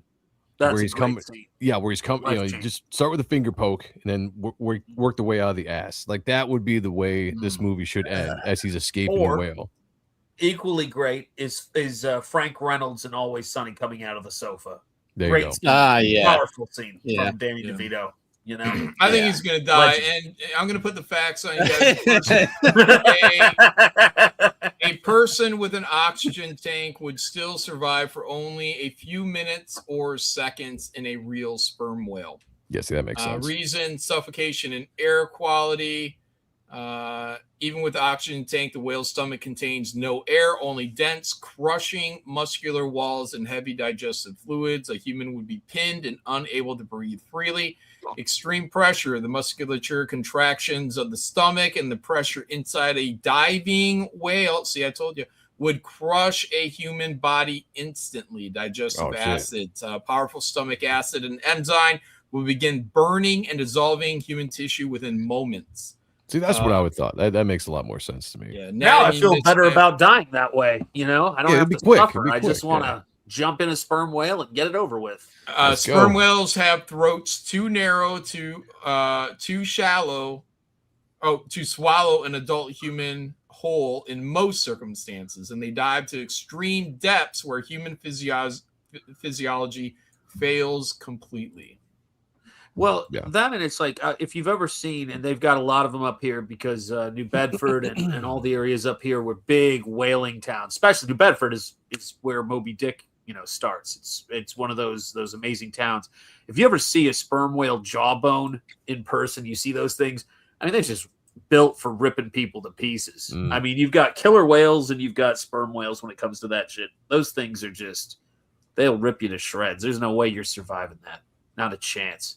Yeah. So it's just kind of strange. It's a strange concept. Again, a suspense of belief when it comes to a lot of movies and TV shows. It's like, let's tell the better story over reality. If you can get by that, it might be a decent movie. If you just get by the unrealistic aspect of it. Photographer 2, pressure would kill before acid. Acid takes hours.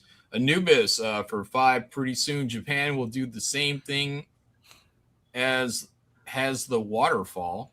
They will put a man to survive in Godzilla's stomach. And good evening, Kings. Good evening, Anubis. Yeah. Fuck yeah, man. Good evening, indeed. Yeah. What I do? Shout out, my friend. Yeah. It's I think one of the movies that really disappointed me, speaking, we were talking about actors like Chris Hemsworth and people like that, was because I think it was my wife read the book. I really wanted The Heart of the Sea to be good. That sort of the story that Moby Dick was based off of, the clip of the whale attack. Yeah.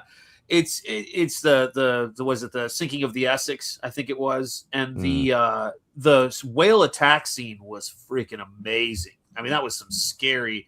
Those talk about people putting their lives on the line to hunt whales, man, back in the day for oil. That shit was nuts. Yeah. But I was hoping it would be a good flick because it would be great to see that flick done really well. It just didn't work together. I want to see him make a really good Moby Dick movie. I've always thought that, I'm surprised. I don't know why Hollywood is staying away from that story. I feel like it's such a classic story, and it would make a really good movie. John Huston, when he did it, it was like it's the whale effects. You had a great cast, you had James Mason, right, as not James Mason, Gregory Peck. Gregory Peck as Ahab, and it had some really great stuff in it. But it's just like now is a perfect time to do it. I mean, we've got Whalefall. Think about that. I mean, that movie's legendary. Help me! Help me! You know what I'm saying? All right, I want to tell you guys quickly a story of 2 franchises and actors, I guess, so desperate to get themselves back into the limelight. One is Ewan McGregor, for some reason, really wants to do more Obi-Wan. He's out there coming up with big-brained ideas on what he could do. Yep. His pitch is basically no one must be picking it up because he's telling everybody his pitch. Yoda's somewhere else after the end of episode 3 when we all go to the 4 or 5 corners of the galaxy or however many corners it's got. I won't have been in touch with him. He's out there, so I think there could be a story there where I'm trying to reach out to him. I mean, it could be. You can make a story about anything. He got his answering machine. So that's his big brain fucking idea for hell of a pitch, Ewan. I mean, honestly, I liked him as Obi-Wan. Yeah. I thought he was a fine Obi-Wan, a younger Obi-Wan or whatever. The Obi-Wan series that came out was not that good, but I enjoyed seeing the nostalgia of him going against Darth Vader. I don't know if there's much more to tap in that story, though. No. Do we need to watch the West for Yoda? Yeah. It's they meet in. I mean, they could do it, but he leaves him thinking he's dead at the end of Revenge of the Sith. But even before that movie came out, we knew the last time he saw him was that fight.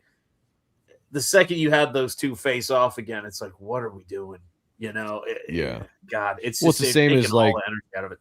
It's the same as like having some kind of interaction with a young Princess Leia in the Obi-Wan series. You're trying to shoehorn in stuff that was never meant to happen in the actual story just to make it all fit. It just doesn't work. You know, if Yeah, they really it wasn't- wanted to make a yeah. good Star Wars series, of like if you want to do a filler in here, and I've said it before, like you could actually tell the story of Darth Vader hunting down and killing Jedi from the point of view of Darth Vader, and show him actually hunting down and massacring these Jedis, different Jedis every week. You know, like that would be an intriguing story. I think they could do it. It'd be awesome. Plus, you get Darth Vader back. Yeah. Now there's 100%. another franchise and whatever actor, looking for another payday. I don't think things maybe getting dry for some of these people, and they're like, oh yeah, let's try to bring back our fucking show too. So they're gonna do it like you guys ever see Galaxy Quest? Oh Fuck yeah. Good movie, Yeah. classic. Love Galaxy Quest. Yeah. Yeah, I guess they're gonna do Galaxy Quest for Sons of Anarchy, where Wait, what? it's gonna be meta. What? It's gonna be meta. Yeah. And they're going to be at a convention, and then somebody comes in, and I guess the actors have to use their skills to stop a threat. Oh, to ride again. okay. Yeah. Which is going to be interesting because one of the dudes that was in there, he died early on, is the guy that tore his bicep. They had to replace for Kratos. He was in. Wait, what? So, Oh yeah, he was killed in the prison scene, right? Yeah. I think. Yeah, All the black guys. that dude. So I don't know if he's still doing that. Like if they're doing this, they either already started or somehow his arm's going to be in the sling the whole time. I don't know. Yeah, this sounds like it's going to be weird, but maybe just an low budget, off the cuff kind of comedy that might be fine. Might be like a one-off kind of thing. Get stoned and watch it. It might be kind of funny. I can't imagine it's going to be serious. I've seen these guys at a con. It's going to be stupid. I've seen them at a con. Man, and Galaxy Quest and is one of the guys would get mad. I can't remember. Oh, it was wow. like the real Italian, greasy looking guy that was always there. Kind of, I can't remember the guy. I've watched the show in such a long time. That guy would be mad if you were getting stuff to resell. Like if you were a flipper, and it's like, dude, it's a convention. Like what you're charging him. You can't do anything about that. If they're gonna flip it, they're gonna flip it. It was just so weird that he was so hung up on that. But they've done these shows where they're all together, and they would get a big crowd. I mean, not comic people, show. Just dudes that like the show, bikers and shit. So I could see, as odd as it is, I could see people watching it, and they're never going to get these guys to do a fucking TV show again, because they killed everybody in the show pretty much. So the show is over. Say spoilers. No, everybody, dude, this show's been out forever. Like, there's no spoiling it. Pretty much everybody's dead. So, I mean, this is a perfect way to double dip on it. And what's his name went on to be like, he's been an actor in a lot of movies. He was in Pacific Rim, The Gentleman, different things. He was just Ed Gein. Charlie Hunnam or whatever. Ed Gein, Charlie, yeah. So you're not going to get that guy on a TV show. He's now like, I do movies, So it's the only way they're going to make money off this again. Yeah. Which that guy did actually a really good job at Ed Gein, which I recommend nobody watch because it's very gay. Yeah. Yeah. And a lot of necrophilia. It was interesting. It was interesting. Yeah, I'd never watch it again. Yeah. Unless you like fucking dead people, then it's a show for you. Well, that's not all my motivation to watch it. It's just some partial. people just like violence against women. Oh yeah. There you go. But whatever. Christmas decorations have been spotted on the set of Batman Part 2. Does this make it a Christmas movie? Yep. Yeah. No. Absolutely. Listen, that's all it takes, John. Yep. No. No. What makes a Christmas movie is Christmas themes. It's got to be a Christmas theme. It can't just take place in Christmas. You can't just have a Christmas tree. It's got to be a Christmas theme. It's got to be around the spirit of the holiday. There's got to be some kind of family get together. There's got to be involving Santa Claus or something like that. That makes a Christmas movie. I've had this argument before with people. Well, let's not forget our Lord and Savior Jesus Christ. I mean, well, that's true. We need something here, guys. Yeah, well, I'm sorry. I'm gonna go there, John. I do believe Die Hard is a Christmas movie, and I can back that up with all of those points. Yep. It's not. 100%. Yep. You wrote ho Sorry. ho ho on the dead body. Nope. His it's about death and renewal. He goes into the water, the baptism, emerges out of the water. Family is reunited. Leap of faith. Oh God, please don't let me die. All of those wonderful things. Yeah, I can go there. John, all of that. I can't believe you don't see it. I saw it. Yep, 100%. No, I Yeah, can't. I can't get on board with that. I can't get on board with that, Sean. You and I are usually same, but I just can't. I can't. We get are, down but we that kind of road with disagree a little, and people are gonna start talking, Joe. you. That's true. That's true. We have to have a little bit of conflict. You know, it's one of those things. Yeah. And Yeah. what do you got there, Shane? We'll have to talk about it a little bit, but it's the Wolverine game we were talking about before. Horrible. Oh, okay. A lot of what are people these- never wrong. So Chuds allowed me to introduce you Insomniac Games devs who developed Wolverine at a $305 million production development budget. Now this is the team. This is everybody. I don't see one fucking dude. It's a lot of vaginas. Oh, It's gonna be great. And if there is, he's probably not straight. This makes so much sense and why this game, although the gameplay might look fun, the cutscenes are all horrible. Did you guys see the cutscene between Wolverine? I got a bunch Sabretooth? loaded up here. We're getting ready to play. Sexual tension between two men. There's more to it. Are you a giant faggot? Marvel's Wolverine has you covered. Ain't much for blood and gore and cursing. Marvel's Wolverine includes violence, visibility, and profanity toggles via the game setting, so you can actually cut the cursing out and blood. Well, you have a younger audience play it. Then I guess that makes sense. I don't know. You could have like a kid setting, I guess. Yeah. But, yeah. Well, like, look, he's not even using his claws to. He's just he's using his forearm to parry that ninja. Like, so he's just got claws and he's just using his forearm to parry things. Like, how the fuck? Like, that's retarded. Cut the sword. Like, this is, if that's the entire game, you can't cut anything. That's retarded. Like, you're literally a guy with blades coming out of your hands. There's nothing you can do but cut shit. Like, that's it. That's what you do. You cut shit. Yeah, I mean, they pulled it off in know? the 92 animated series where he didn't really use his blades for much except Sentinels. Yeah, but he's having to go through in a video game unless everybody he comes in contact with is a robot. He's having to cut people up. There's, this is not a cartoon that you can. I mean, you got guys you have to beat up before you get to the final boss. Games are a little bit different. All right, here's a sequence. Mystique saves Wolverine, and everybody's like, honestly, the more I see, look at that face. I was just saying, Like, before you play this, Shane, before you play this, the faces on all these characters are so bad. Wolverine looks like he should probably be gay. Like, his face just, it doesn't scream Wolverine. It's a horrible face. And every time you hear him talk and act in these cutscenes, it's absolutely cringe. Well, that's all I have to say. You gonna do this or should I? Fuck my dick.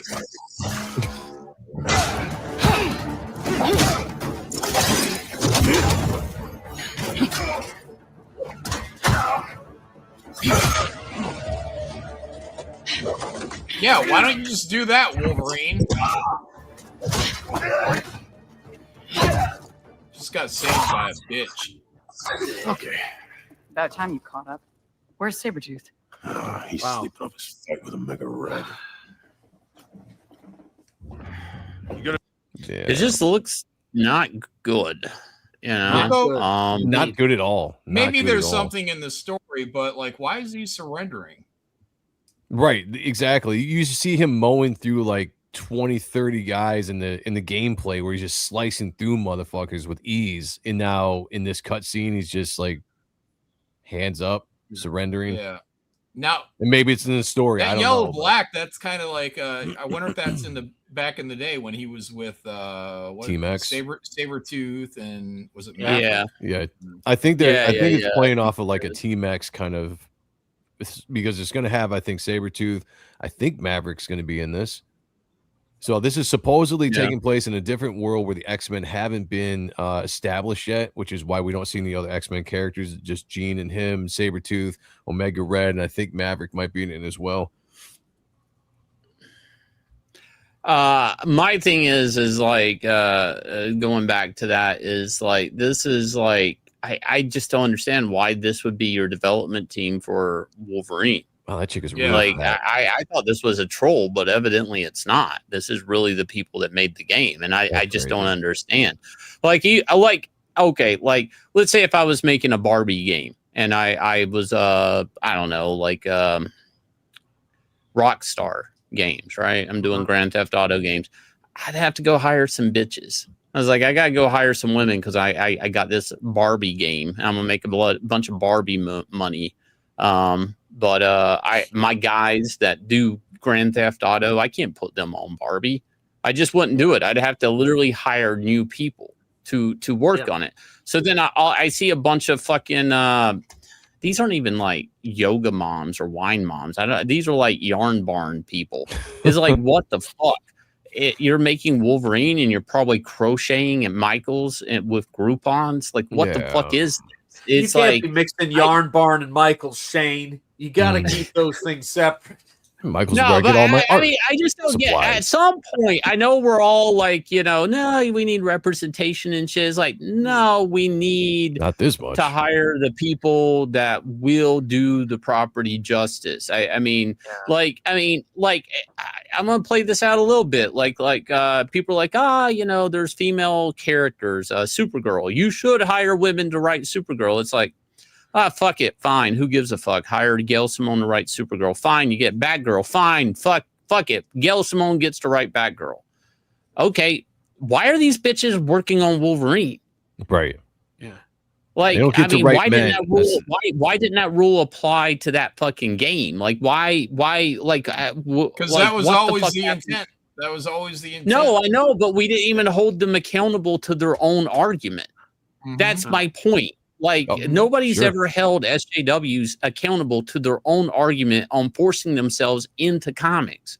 And it's like, okay, so there should be a bunch of fucking beer drinking, bench pressing, meat eating motherfuckers working on this game. I'm not seeing it. At least somebody that understands the character. I thought this was a troll. Huh.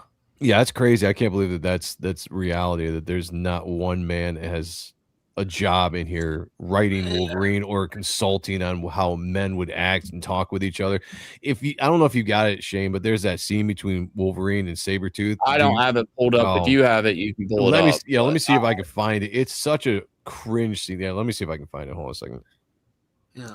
I mean, but it's like, it feels like in this, I don't feel like I'm fighting a culture war at all. I just feel like I'm in it and I'm just like swinging, but I'm like, what the fuck? Like, I'm just reacting to it. But I swear to God, man, I look around and I'm like, nobody's keeping anybody in check. It's like, nobody's like calling this shit out. It's like, everybody's just like, let go. And it's like, yeah, whatever, you guys win. It's like, what are you going to do? I get it. Nobody's going to do anything, but like, this was like invasion, like absolutely. If this, unless this is a troll, and I'm still hoping somebody's like, Shane, no, this is the real picture of the people working on the game. But I can't. Even if this is the team and it's Wolverine, who the fuck gave them 300, over 300 million? No. I would never give a bunch of women over $300 million. Yes, they didn't. Shane, they didn't, man. It's the old Hollywood adage right after, I think it was after Easy Rider came out, or I forget what it was. They said, why don't we make a bunch of movies that cost under $1 million? And this famous executive said, because you can't embezzle. Wait, no, this is important, because you can't embezzle $1 million from $1 million movie. So they bring in these people. They say it costs $305 million. Somebody's walking away with most of the money. It's not going to this team. And it's not going to this project. Oz Art Creation says, what more do you want us to say to them, Shane? I honestly, I don't even care at this point if dudes are in the comics or not. Okay, every man loves Wolverine. Whether you're at this point with all the Hugh Jackman movies, men like Wolverine. All right, okay, the whole manosphere. Fucking what's his name? Who gets arrested for bitches? I can't think of his name now. Gets arrested. All the fucking influencers that have a dick. There should have been a fucking boycott on this fucking shit. There really should have been. This is like, people should have called this out as like, what the fuck is this? I thought you guys just wanted to work on female characters for representation. What the fuck is this? No, you wanted to take it all over. Like, this is crazy. All these women are hardwired to have maternal instincts and eventually get knocked up and breastfeed. And they're working on the fucking Wolverine game. Yep. Yeah. This is absolutely crazy. All these bitches, they do bleed and still live like Wolverine, but it's 1 week a month. That's right. Vaginal blood. Shane, I found the scene. John, if you want to bring this up, this explains this scene perfectly now that I know that's written by women.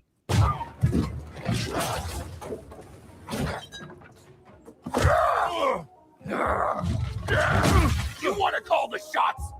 Kick Essex's ass! Take charge!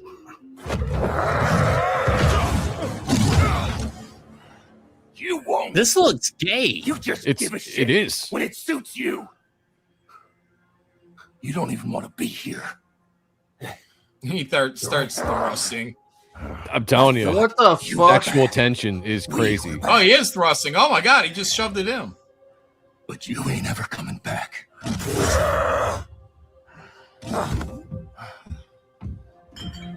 This is fucking weird. Hey, keep your drink. Come on, Vic. It is, I mean, over $300 million blank check was handed to a bunch of women. Jesus. Oh, you could have done that to fucking Wolverine. Oh, no, you punched a wall. You fucking pause that. Instead of fucking hitting Wolverine, who can fucking heal? Some fucking bitch said, yeah, and then Teddy's just going to go off and punch a wall because he keeps punching holes in walls. Like, that's such a man thing to do. Fuck you, bitch. Holy shit, dude. I saw this. Nobody checks anything, man. Dude, we deserve to, everything. Guys. We deserve every goddamn L we have in the culture war. We earned it. We fucking earned it. Every fucking L. We earned it because everybody sleeps on this shit. Nobody's out here protesting it. J.K. Rowling says only women's have a period. They're fucking over here petitioning that she gets money for shit she creates. These fucking people can organize, get together, and petition. We can't. No, it's because we deserve every fucking L we get. Well, let's get to the heart of the thing, right? It's the fact that we're using the same fucking strategy, that we're taking the field using their strategy. Yeah, the loser strategy. Yeah, you're right. We're using the loser strategy. And we use the same fucking attack strategy that never fucking works. That's the other crazy part of this, which is you got to reveal it for the stupidity it is. And when somebody comes along and says that, they become an actual threat. I mean, what I've got, like, let me show you something right here too. If you could share my screen, John. Doc Brewski says, Shane, this is going to get ripped to shreds online. What, the game or me? Like, this is I'm my sorry, idea. man. This is my idea for an Obi-Wan Kenobi movie. All right, and I've been working on this because I think that male creativity is what Star Wars needs. All right, and so when I see Ewan McGregor saying I can't come up with a Star Wars idea, I'm like, let me, an independent creator, take you places that you've never been before. That's right. The so inside that's was what I'm never saying. Fully explored. They kind of booked out of there real quick, didn't they? Yeah, they did. They got out of there, but we know what could happen. All right, back to the other stuff, Shane. I remember playing my first Wolverine video game. It was on Nintendo 6, the original Nintendo system. And there were two things that you would get for power up: a beer and a hamburger. Yeah. Right. The graphics were shit. It was fucking cool as a kid. I was like, I got to go grab that beer bottle. There's a hamburger. Cut. You know, it's just like I see this and I'm just like, man, you think we're gonna get back to center? Like, but I'm serious. Like, if I had $300 million and I have the property of Wolverine, I have everything at my disposal that's Wolverine, right? I have all the characters in that umbrella, you know, Mega Red, Sentinels, Sabretooth, fucking whatever, Jean Grey, Mystique, all of this shit. I just can't do X-Men. It's like the first thing is I wouldn't go, let me hire a bunch of fucking women and hand them $300 million. Like Sabretooth didn't have enough body hair. Yeah, you know, very you think? He looked like a fucking Ken doll. It's fucking ridiculous. Shane's very upset, but it's not like women are taking over everything. Except Pirates of the Caribbean will reportedly focus on a main character played by Margot Robbie. Johnny Depp as Jack Sparrow would be a side character in the film. Now, can I say this though real quick? That she's hot, we get it. Yeah, I was just gonna say Margot Robbie. I would watch in pretty much anything, especially if she's getting naked, which she probably won't in this movie. She but won't. That's beside I guarantee the point. it. She will not be getting. It's naked. been PG-13. But however, Jack Sparrow has always been the side character in these movies.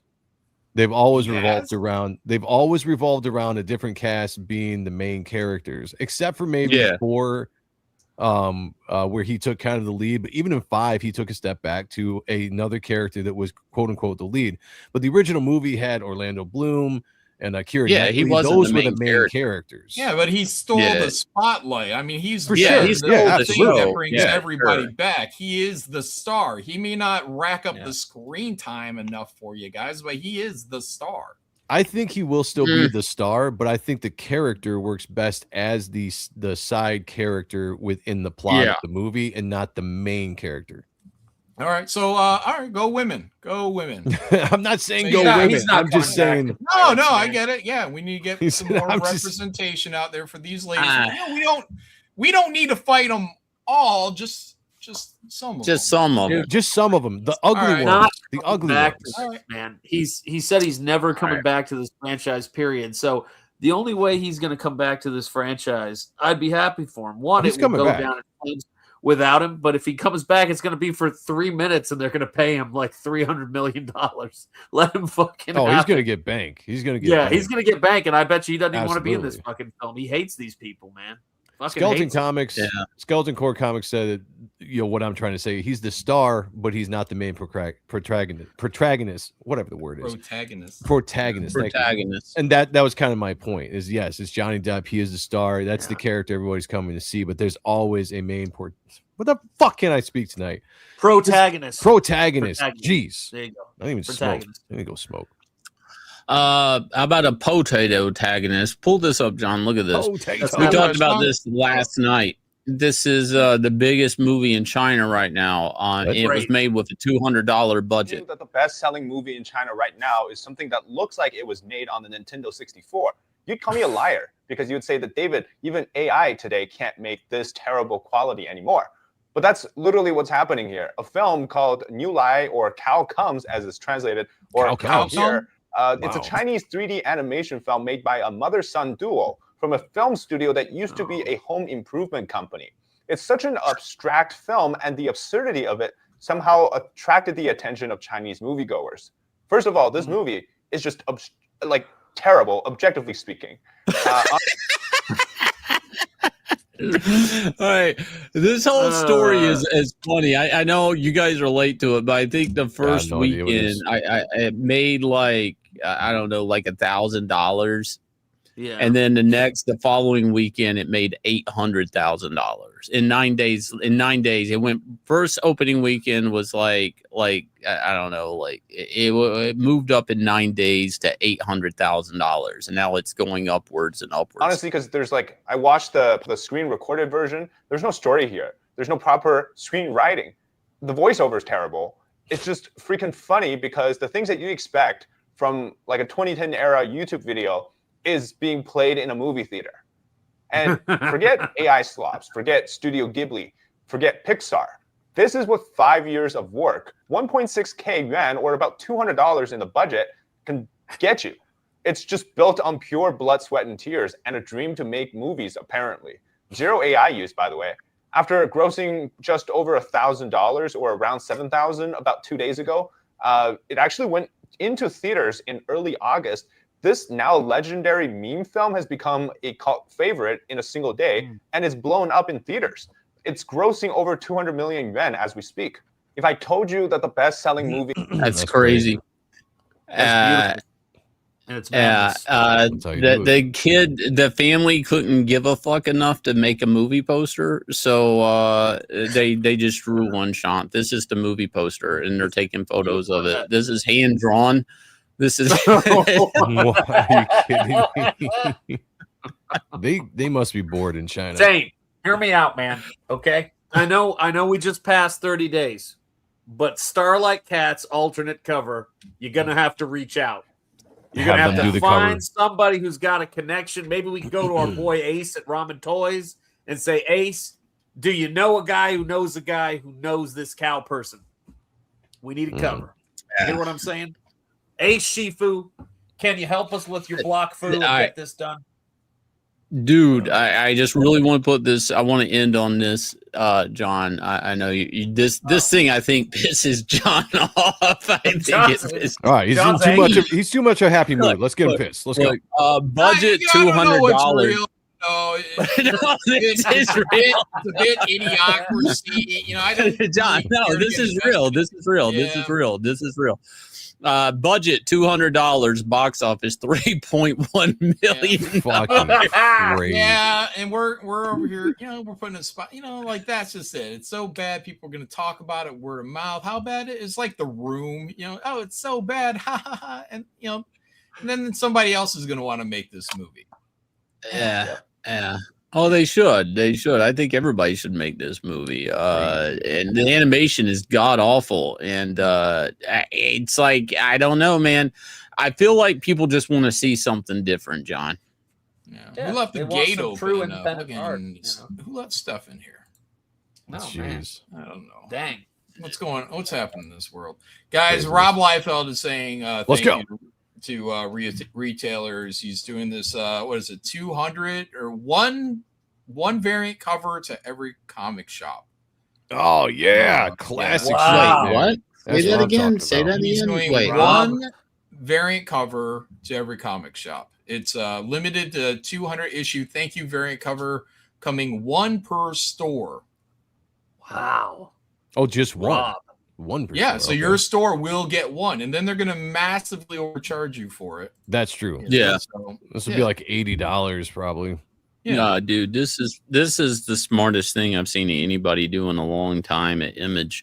Because I remember when I was doing Extend, I'd get on the phone with these retailers, and these guys, even back then, the market was good. They were getting ready to do that Master Race book with Frank Miller.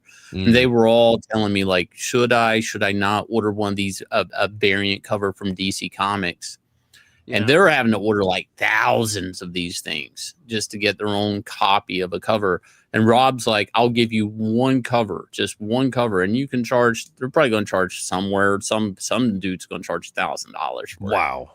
You know, and you know, Rob's just like, they're going to remember Rob putting $1,000 in their fucking hand, and they're going to fucking order Youngblood. Yeah. Yeah. Well, I love this cover. This is a classic looking Bad Rock. Yeah, this I is can't remember gotta what this be image old is art, from. right? Yeah, It's this is gotta his be old old art. Yeah. So Yeah, because Rob but, doesn't draw this way anymore. Yeah. Then they got some Evangeline pages in here. I guess Mark's yeah. not writing that. I don't know. Some Acrobat stuff. You know. Huh. Oh, yeah, but the manga. This Airborne down here. Airborne, man. yeah. This stuff, I was reading some of the text on there, and basically the world, there's a family of superheroes, and they just decided to take over the world. So they're like everybody's been enslaved. It's a family, which is why I believe it's airborne. Yeah. I guess they live up in the sky because everybody looks up into the sky. Resistant fighters. So this guy's not a good guy. He's a bad guy. And he's out here jacking fools. Here's some of the resistance, and he's just like, fuck you. Just fucking him up. And if you guys follow Rob on his whatnot, you actually have this issue already. Oh. Really? Yeah, Well, because he was selling. I have the Whatnot, but I don't have this issue. I don't think. Do I? I don't know. He sold this on the Whatnot because I have this. Oh, okay. All right. Yeah, I don't watch So I think every it's finally Whatnot making he it to does. stores. Yeah. Well, see, I mean, It's this not is bad. the It's thing, not though. Joe is a real Rob Liefeld fan. You know what I'm saying? he likes the guy's work. I mean, That's my takeaway. Well, I've only that's listened all I to got from that. I've only listened to one Rob observation, and that was when the image when Marvel was moving, like a month ago when they announced that. I was like, shit. And then Rob was talking about it on Robservations. I was like, I got to watch a Robservation. I got to see what he has to say. I keep telling John to listen or watch to that because he shouts John's name out a few times over the course of those podcasts. but you would say that, Joe, because you're the biggest Rob Liefeld fan on this panel. But I don't like to brag. You know? I feel like Rob. I feel like Rob knew shit was going down way before, and then he was like, "I'm just gonna get on the other side of this stuff and talk shit on Marvel." Like I looking back at it, I know he's like, "Hey, they disrespected me here or there." It's like, nah, I'm pretty sure he knew shit was going down. I think everybody did. I've heard it for years. Marvel was never getting another hit. Like everything was always like less than before. I wonder if Rob was just like, I want to be on the other side of this, because he did this whole, hey guys, this direct to customer thing is big, it's huge. I sold so much with Youngblood, you know. He did it. He did everything but say it's crowdfunding, pretty much. Pretty much, yeah. Well, because I guess at least the books are maybe made so you're not crowdfunding it like what we would do to create the books, but he is venturing into a crowdfunding model without using the word crowdfunding, and he's one of the first big people in the industry to do it through the Whatnot stuff. I don't know what the numbers are, but I mean, if you follow Rob on Whatnot, you're getting a lot of these books way before the retailers ever get them, and you're usually getting covers that aren't going to the retailer stores. They're exclusive. Yeah, exclusive. Yeah, he's offering remarks and shit like that. Yep. I think these guys are working for the Resistance, so these guys are either they're changing sides or they're like super soldiers to fight the superhumans. Yeah, I can't remember the story. Not that's not the Arch, is it? St. Louis Arch? Oh man, I can't remember. I'd have to look. I've got it over in my collection. I don't even know if there's it's not that curved. Yeah, I don't think you can walk inside it. I've been inside it several times, over my life. So I would know, but it might not be. That might just be, I don't know, some fucking bridge opening, or like what was that in Atlas Shrugged? They had like a design, like go under it, whatever.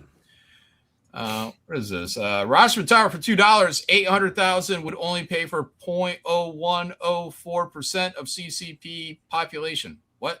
Where'd 800K come from? From that the movie that Shane was showing us from China. That ain't the point. The point is the profit. He only spent $200.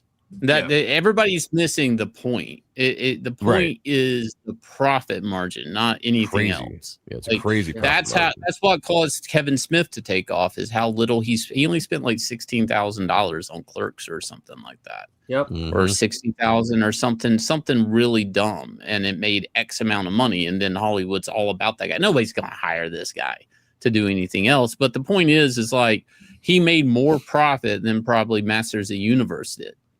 That's true. I mean, on that scale, oh yeah. Well, I mean, he's in the green, okay? Like, and he's just stuck in one country. He's not even worldwide. Hey, I don't know.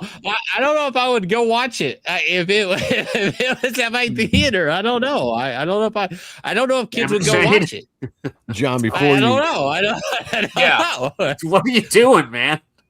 Before you exit this page, go back down to that Bad Rock. I just want to say something. So John and I were having a conversation in a comic store over the weekend, and we were talking about art and Rob's art. And I said my favorite style or favorite era of Rob's art was probably the late 90s stuff when he was working with Sabal specifically. And this is I don't know who inked this, if it was Sabal or not, but this style of art was always and will be always my favorite style that Rob did. It was just crazy dynamic, lots of lines. I Yeah, it love the looks like some lighting. ball right here. Yeah. Okay, yeah, that makes sense because this is it. This image right here. So I'm so glad that he's using some of his old art to put onto these covers because this is the kind of art I want to see from Rob. Nothing against the new stuff. I still like Rob no matter what, but the era that was my favorite was the late 90s, early 2000s realm, and this image right here, that's Rob Liefeld to me right there. Badass. Yep, looks great. Look at that moon. Yeah. Got them craters up in there. Big ass craters. When I first saw that, I was like, oh, Vespers or whatever. I was like, Oh, yeah. Yeah. Uh-oh. Yeah, just a moon. This is Rob doing a plat moon, you know. Yeah. Big heavy shadows and big ass craters. I mean, they're like Big almost craters, yeah. symmetrical, though. That's kind of weird. But, Yeah. you know, Rob's a genius. Rob's He a is. genius. Mm-hmm. Facts. And what do you you say? That doesn't sound like you're agreeing, Shane. You know, like a lot of like, snark. man. I mean, I'm being nice. I mean, what do you want me to say? Yeah. Damn. Okay. I'm like looking at this, and I'm like, what is this? Airborne. Airborne. Yeah. Well, Shane wants to find a way to hate on it. Okay, we'll move on, Shane. No, I like the cover. I like what he's doing, but this airborne thing, I think I've seen it before, and I'm just like, nothing about it. That's the thing. You read the article. That's the entire thing that Rich Johnston does. Is he just? I've seen this before. I've seen this before. You know, have you guys read comics? Right. Have you read comics? You've seen a lot of this before. No, I mean, I've literally seen the pages you're showing me like a year ago. It's not new. It came out. The exclusives came out through whatnot. I think it's just now making it to the retailers, though. No, but I was meaning like literally I've seen this book before, and I wasn't impressed. I honestly thought it was some of the worst Rob designs. I was like kind of like I've seen him design better characters before. And that's not a dig at him. I'm just saying I've seen him do better character designs before. All right. Doomsday Cyclops 1 out of 10 or 1/10 statue revealed by Iron Studios. What we got? I saw this and I was like, it looks like blood shooting off his eyes. Yeah, I don't know if I would have Kinda gone does. with that. I would have just gone with the pose without the Yeah, you can optic switch blast. the heads. You can switch the heads, so you can just have that. Okay, I would just go with that. But I was thinking, Well, I'm like, go ahead. No, it might actually light up. I don't know. That head, there's something about it. The translucent of it. I don't know if there's actually a light because sometimes they don't capture that right. I don't know if it actually lights up and it maybe looks completely different. I'm just defending it. That's all. Yeah. John, can you click on those so they get bigger? The images. What one do you want bigger? I want to see the one with just the eye blast. I want to see what that looks like. It looks ridiculous from the small. Did that show? There you go. Looks like he's being sniper shot in the fucking does. head. It looks like he's It kind being of does look shot like his in the last back. stand I don't there. like. Why does it look so liquidy? Why would they do that though? Why wouldn't you? I would imagine. I'm not a scientist. I don't fucking know. Couldn't you build a fucking laser pointer into his head so it shoots out a bing onto the fucking wall or No, because your cat will drive your cat crazy. You can't do that. Oh yeah, the cats. Forgot about the cats. But yeah, that would have made this doesn't look good. If you're gonna get this, I would just do the regular head. That looks so much I think better. the regular head looks fine. Just weird because it's anyone weird. that doesn't understand be like, wow, is that blood shooting out this dude's head? Wow, they killed I'm gonna argue. Go back down to that photo. Go back down to that photo. I need a profile shot. Click on that. This is where like I wish I was just part of the design team. This goes to shit so quick, and I'm sure somebody's like, no, it's really important that we see more of his face because he's an actor now. He's in the Sonics movies, a James Marsden guy, whatever. But it's like, is it really that fucking important to see his fucking ear? Like his fucking visor looks like it could get knocked off his head if he slightly got punched. It's this thing needs to look like it's mounted to his fucking head, like it can't come off. That because Cyclops would not want that thing to come off. Shane, it is. There's a metal pipe that goes through his ears, out the other side, and that's how it stays on. All right, so and I know they're like, no, he's a big deal actor. Like, I know he has to. Can we get a scene where his vision's off and blah blah blah? And then they're like, well, we can work his ears in. And he's like, okay, I'll take it. I'll take it. They get to see my ears. It's like, you're fucking Cyclops. Just cover that shit up. They got Gambit with the fucking headdress thing on. Why didn't you do the whole thing with him? And I need the yellow earmuffs. He needs to touch the yellow earmuffs. It's like, I don't get it. I just don't get it. Yeah, I don't know why they do it that way either. That's a good point. I noticed it too. You just pointed it out. Wish we had look right there. I wish we had the same head without that. So he's still yelling and dramatic, because the other one is just very kind of stoic, Like, it looks like this thing's easy to take off. It shouldn't. It should be not on his head, like it can't come off, like a bicycle helmet. It's strapped to your fucking head. It does not come off.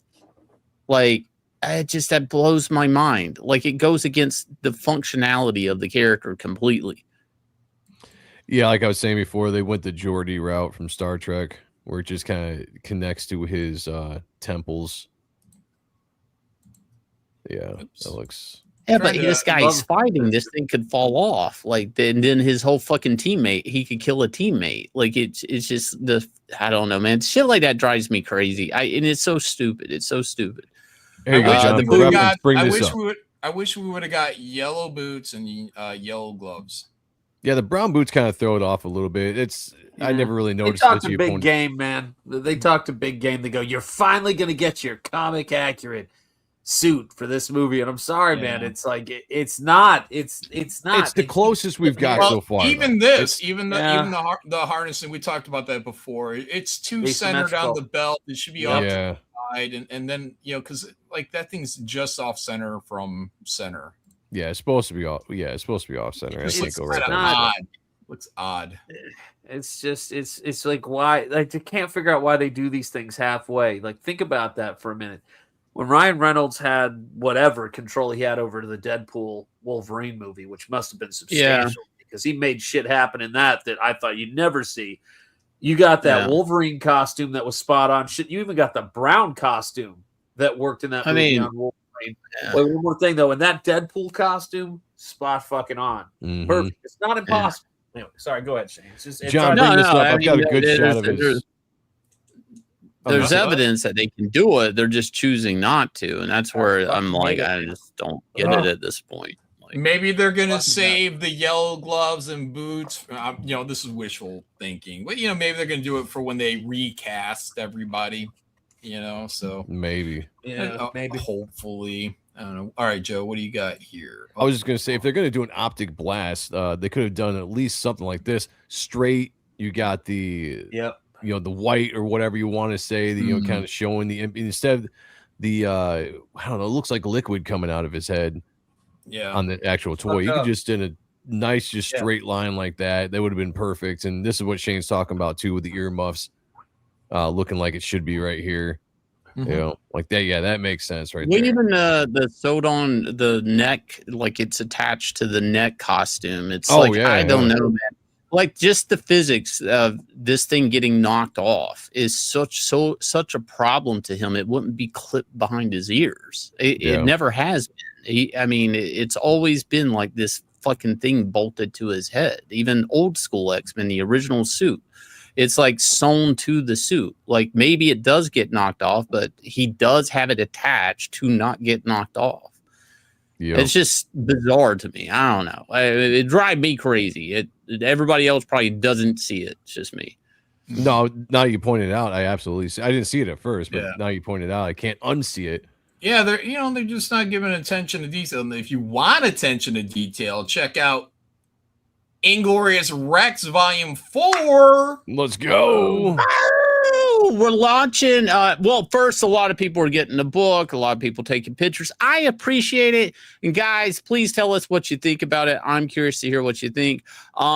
Inglorious Rex 4, the fourth and the final story, the final chapter in the first story arc. Okay. Where I'm going from here, I have a plan, but you know, we'll see. I'll revisit and see what I decide to do. If well, you know, we'll cross that bridge when we get to it. Because I'm talking spoilers at this point. But anyways, you can. This is going to launch on both platforms, so you can sign up to it on 9 Lives Comics. Now, you will save quite a bit of money if you get on this sign up list. It is absolutely free. Please go plug in your email. If it says you're already there or it can't accept it, that means you're already on it. Fine. But go to where you want to back it at. If you want to back it on Back Me Bro, please go over there. This is a trailer for it. Let me give it a play. Boom. Is it going to play?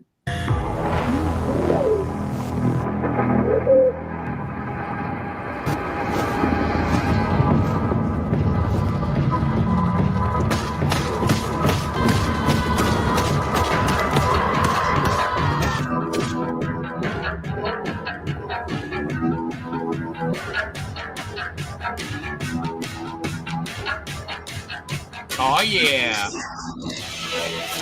Yeah. John, this is me going on a date with a black chick. Yeah, oh, Right? is it? Yeah. I can't unsee it. And this is where I say the N word. Man.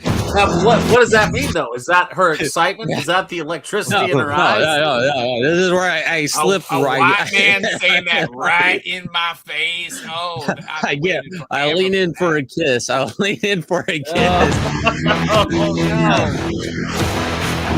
And I whisper.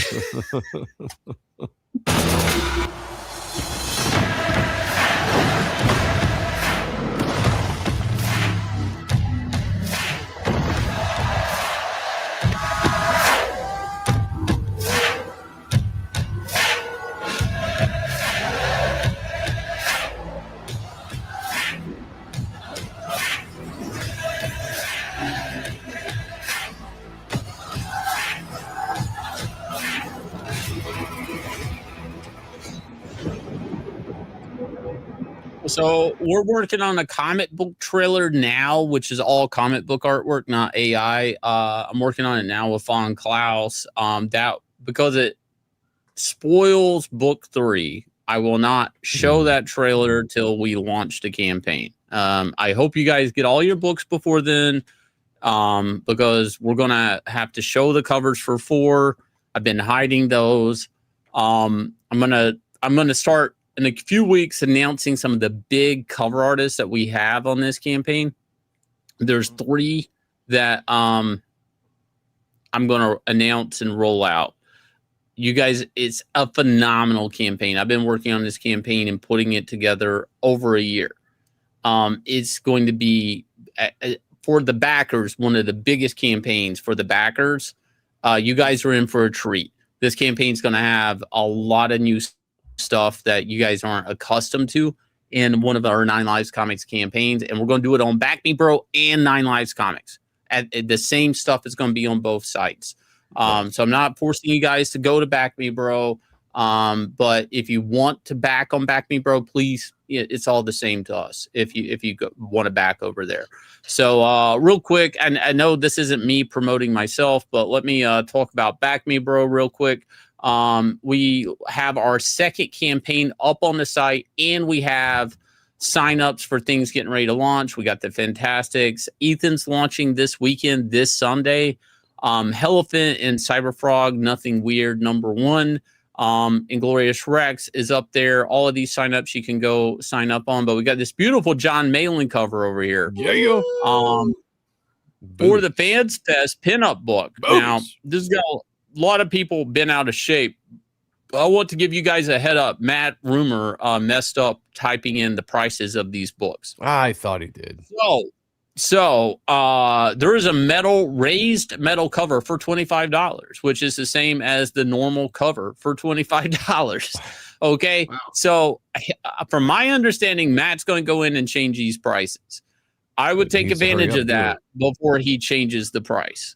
If you want to take fucking Matt to the cleaner, You go grab the most expensive cover for $25, or just buy, be nice to Matt and just get a normal, cover.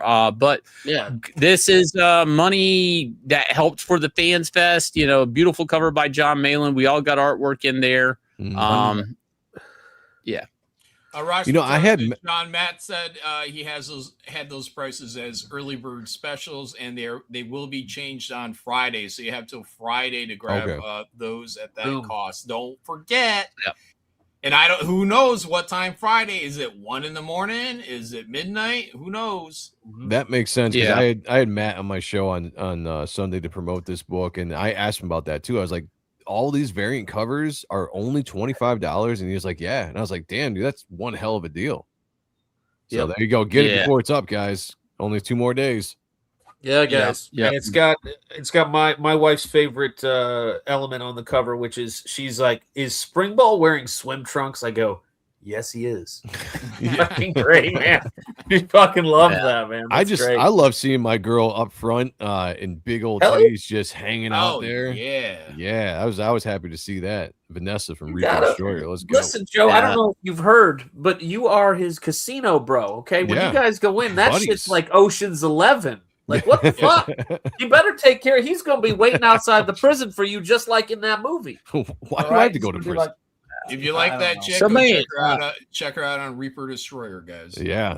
Yeah. Now somebody in the chat was saying, did you have the new Resident Evil trailer or no? No. Well, they got a new one? Yeah, it came out 4 days ago. Somebody in the chat brought it up. Like, are you guys well, hold on. watch Before we do, let me get through one of our topics. This is the last one that was listed in the title here. Just a sec.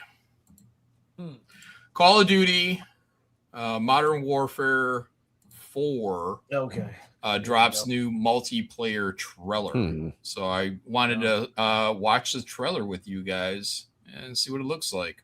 Hopefully I played this back in the day. I played some Call of Duty Modern Warfare. I don't know what it was, but I just got online and killed other players. I didn't play the game. You guys ever play these games? Nope. Yeah, but Call of Duty's kind of changed, though. Back in the day when you played it, and I played it a little bit too, it was more like maps. Okay, so now everything's kind of free to play, and it's bigger. I mean, you can do 6 versus 6 squads, I guess, still, but they introduce vehicles, and there's more people on the field. I guess you can end up in like 12-man teams. I don't know. The last I played, I haven't played in a while, and I don't know. The problem with the games now is it's about just selling you skins. So you think you get the game for free, but really you're trying to buy the battle pass, and you're trying to get all the cool shit and buying the skins, and before you know it, you end up paying 5 times the amount you would of a video game. I don't know. I'm not used to that. Like, I'm the generation, I remember paying for the game one fucking time, and that was it. Yeah, you owned it. Yeah, that was one. And you owned the physical copy. Yeah, the games today, they can actually, even years back, they can. I remember Destiny was one of the first games I really caught on to it. Peter Dinklage blew up in Game of Thrones. He was originally a voiceover for this little robot that would follow you around in the game. And they re-voiced the robot and went back in the game. And this is a physical game. And they re-dialogued every sequence with him in it. And just took him out of the fucking old game. And I was like, how the fuck can you do that? And that's when I realized that the games today can always just be overwritten. Yeah, just like the movies, man. Just like the movies in the cloud. I was just talking about Splash and Daryl Hannah, and it's like, people, owning physical things is fucking important if you want to keep the integrity of it. Let's watch this trailer. Let's do it.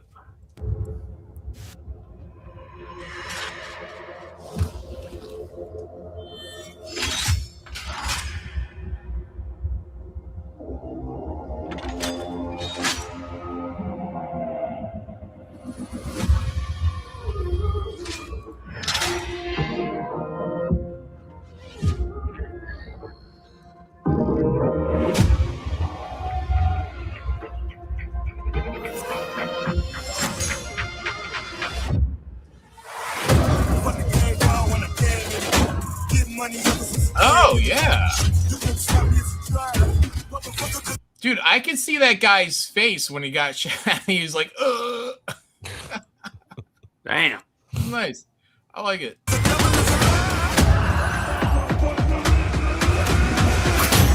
Throwing equipment.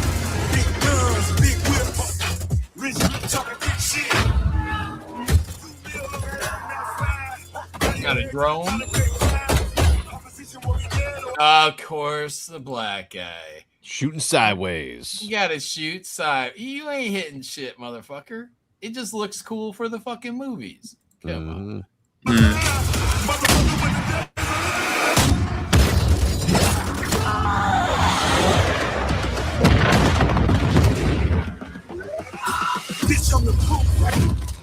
I love the terror of all these drones. Yeah. FBI cover. Hold up a second. Wait.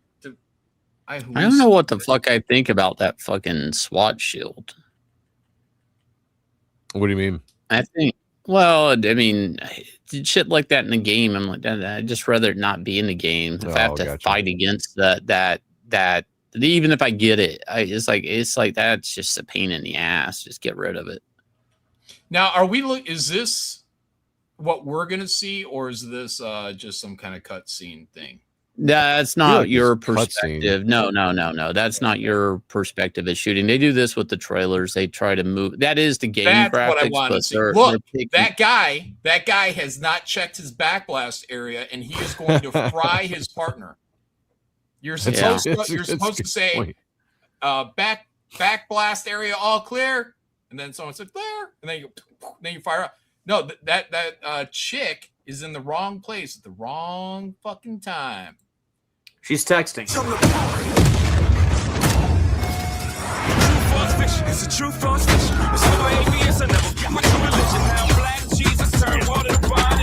that's awesome. Damn. There you go. Cool. Look at him. That's cool. Is that a juggernaut? Chat.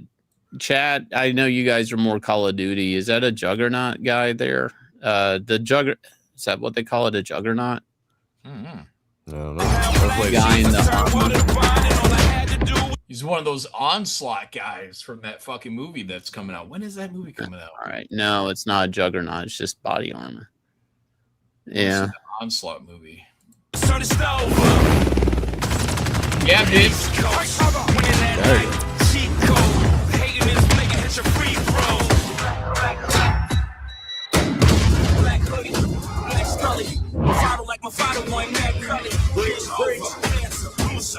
Why all the rap? That took you way too long to react to, John. Right. Yeah, I'm distracted by the pictures. Yeah. I'm like, There's a lot of fucking rap going on here. They got in your head, John. That took you too long. Is it because of the blacks? Is it because the blacks are stealing the the PS5s? No, they've spent money on soundtracks before for Call of Duty. I mean, they make a shit ton of money. I don't know the song, but there's been other trailers where they've grabbed music. Urban youth are really into video games about guns. What? Yeah, man. Who would have thought? Who do you think their target audience? Pun intended. Who do you think the target audience is? Wow. Yeah. Oh, wow. Damn. All right. I guess I'll have to get past it.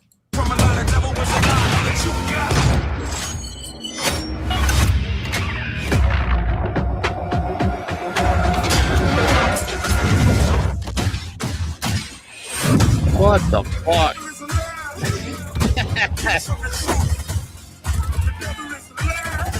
Parachute in a missile launcher?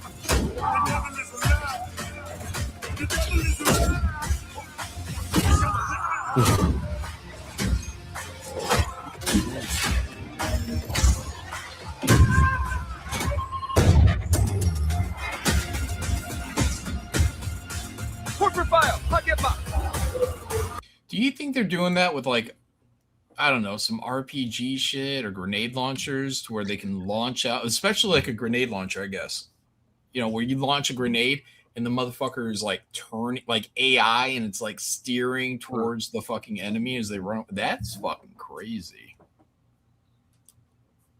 Goes live tomorrow, says Captain Chokeout. Oh. All right then. Yeah. All right.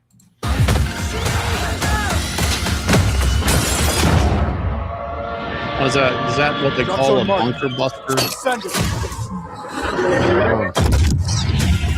Damn. Come on, you're gonna lose your finger, dude. Tuck that away.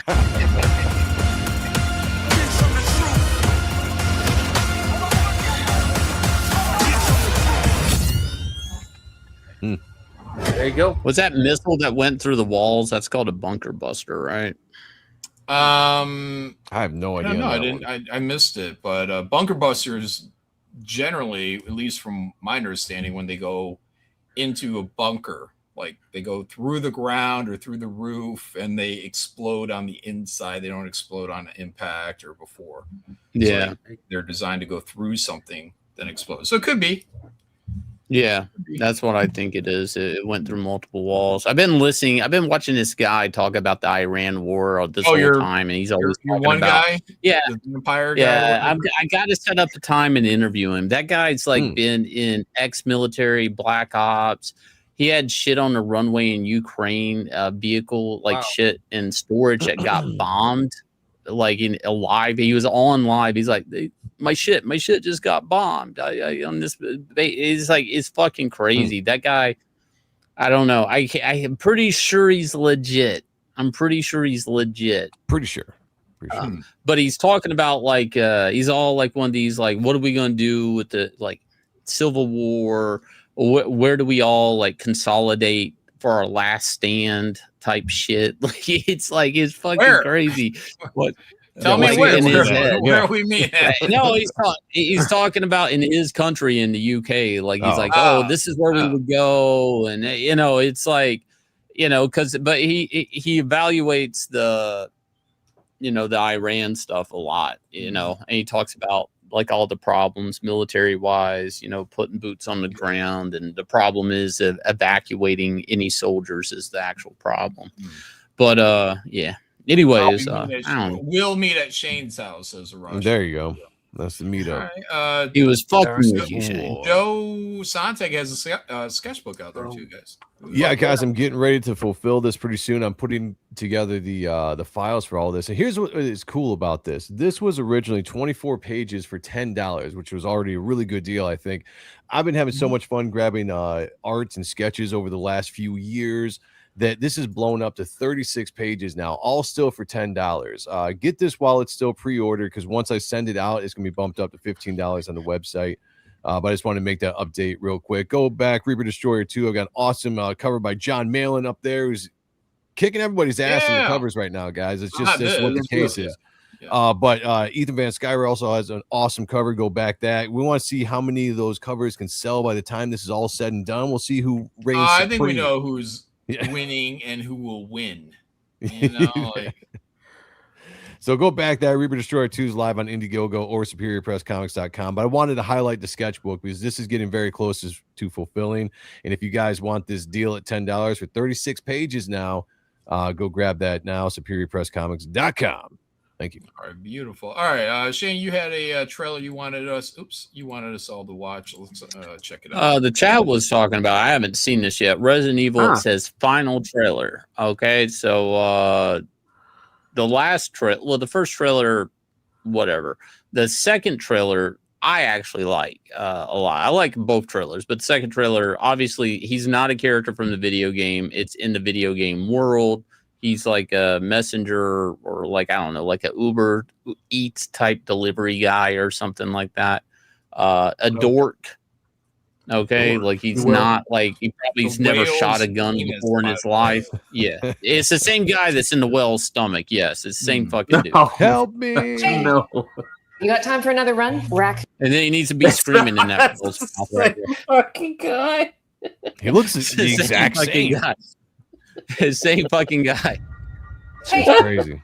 You got time for another run? Raccoon City General. Pays double. No sweat. Signal sucks here. Can you hear me?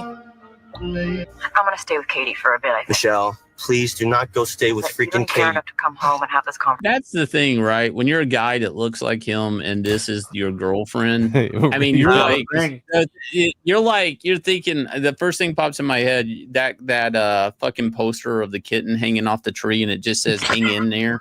it's like, dude, you take whatever shit she gives you and you hang in there, buddy, because you're not getting it again. This is like you won. This is it. Anything else here is a downgrade. Hang in there. You're that kitten. Hang in there. You're gonna fall. And he's like an Uber driver or something, right? Yeah. I mean, we hang in there, guys. Drivers around here. That's fucking rough. Saying. Yeah. I'm gonna stay with Katie for a bit. I think. Michelle, please do not go stay with You freaking don't care Katie. enough to come home and have this conversation. Seriously, I'm Katie working. must be bad. This could be some 8-year-old boy's heart or someone's mom's brain.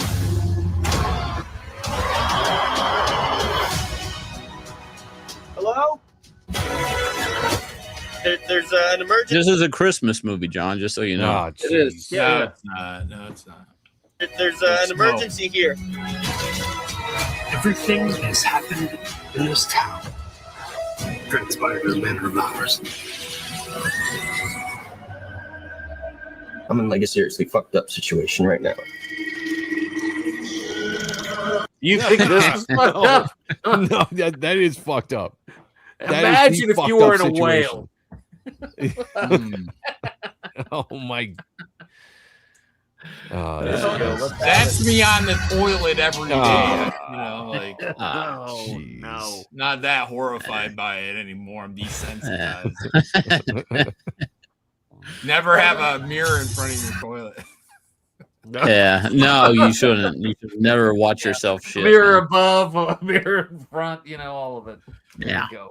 And never get comfortable enough in your marriage where you shit with the door open. Don't. No I mean, fucking that's way. when that's I when do it love just because I like to leaves. see my wife's reaction. No. I start Not waving unless it, you're start into it. fanning it out there. Don't ever let your loved one see you like that, guys. Nobody needs to see that.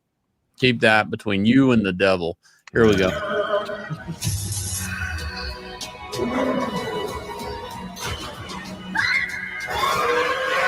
Ah, there we go. There we go. There it is. I don't give a fuck. Kiss my ass. This is the movie right here. That liquor looks great. That fucking thing looks great. Shane, stop. You can't say that liquor looks great after you say kiss my ass, and we know about you wanting the fucking strawberry up your butthole already.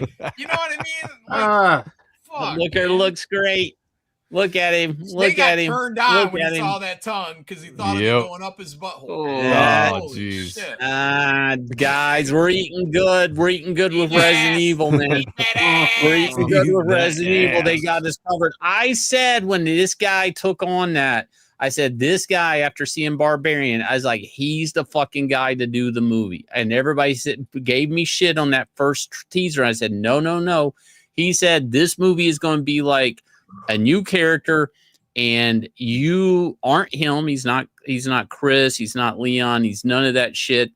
But you will feel like you're playing the game because he won't know he's finding a shitty handgun, then he gets a shotgun, then he gets obviously a machine gun, and you're upgrading weapons as the threats get bigger. You're running out of ammo, all of that shit.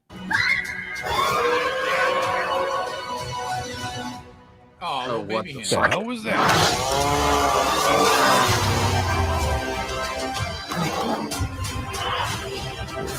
Do not resist. This shit, man.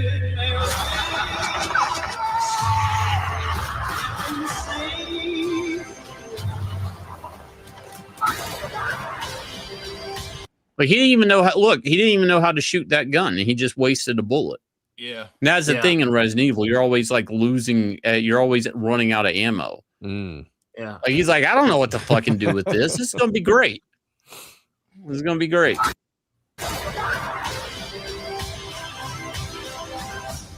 How fucked up is this baby zombie? Yeah, we're getting since dead alive have we not had a baby zombie? That's a good point. Since Night of the Living, Dawn of the Dead, the remake, have we had a baby zombie? Yep. We're getting then he's in a maternity ward. That means see all that blood? There's a bunch of baby zombies. John, he may have to take a machine gun to a bunch of baby zombies. Roll them all down. You might have to. It's a mercy. Yeah. So, well, I mean, unless they find the cure the next day, you know, then it'd be then it's like the mist, right? It's like the mist at that point. Yeah. Dude, this is the thing about it. that I ending think, way. dude, that ending. Although I saw a pretty interesting video on it. You can't siphon gas before you put a bullet through your son's head. Go try siphoning some gas, Dad. Come on. If you ever seen that, if you had seen their relationship before the movie started, you'd have understood.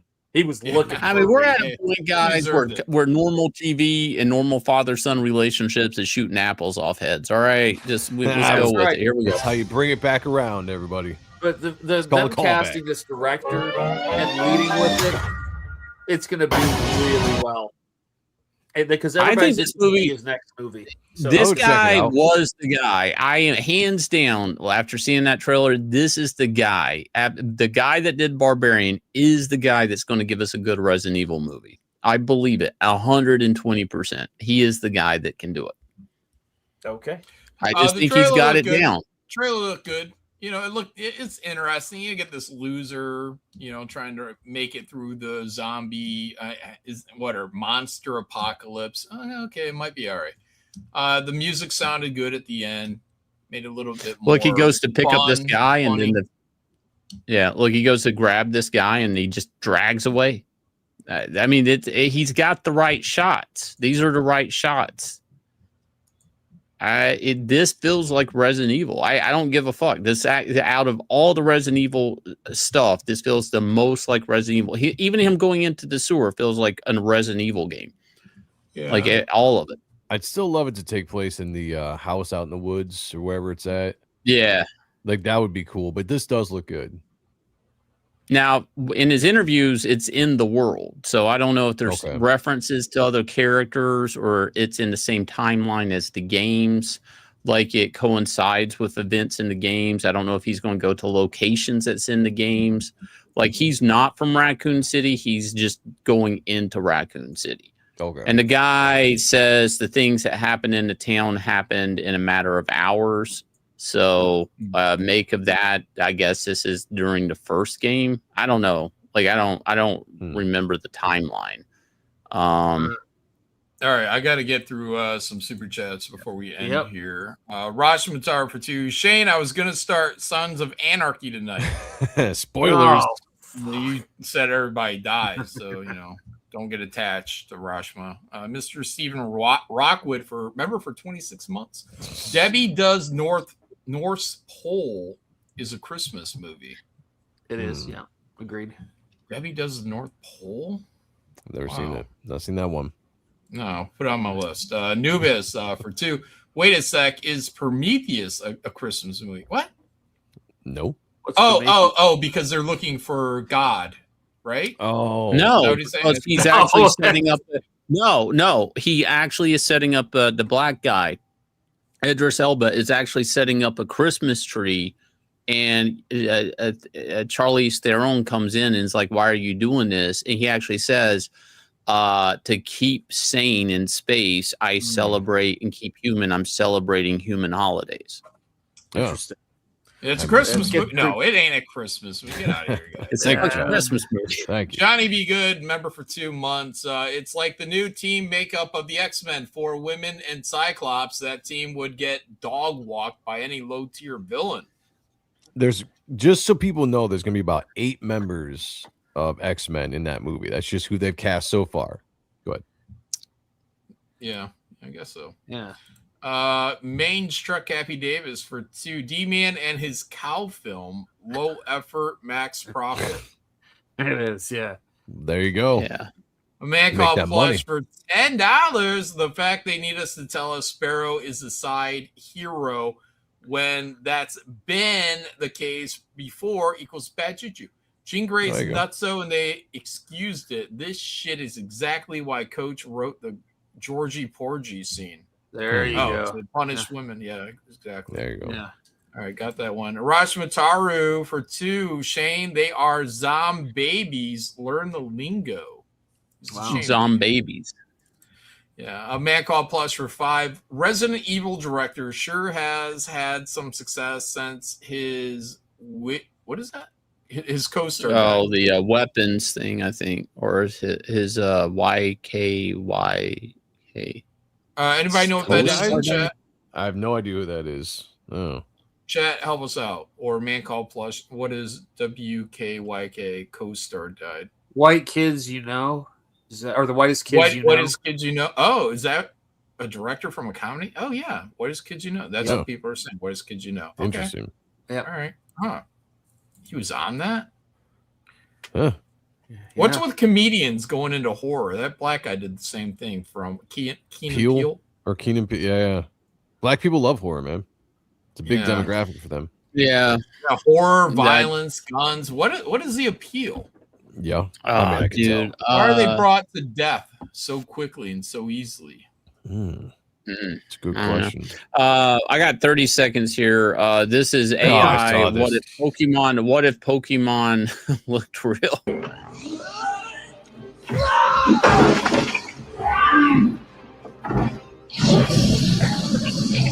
I f***ed your mom, Ash. Dang, Ash is fucked up. Yeah. God know why.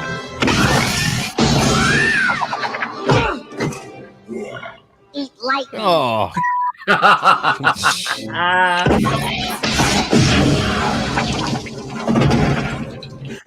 Some of this shit is just so fucked up, man. Why, it's so fucked up. Like, why a gun? Right? Like, why a gun? I don't understand. Why a gun? Like, Why that's does Probably because it was ultimately created by a black man. Why does Pikachu look like that?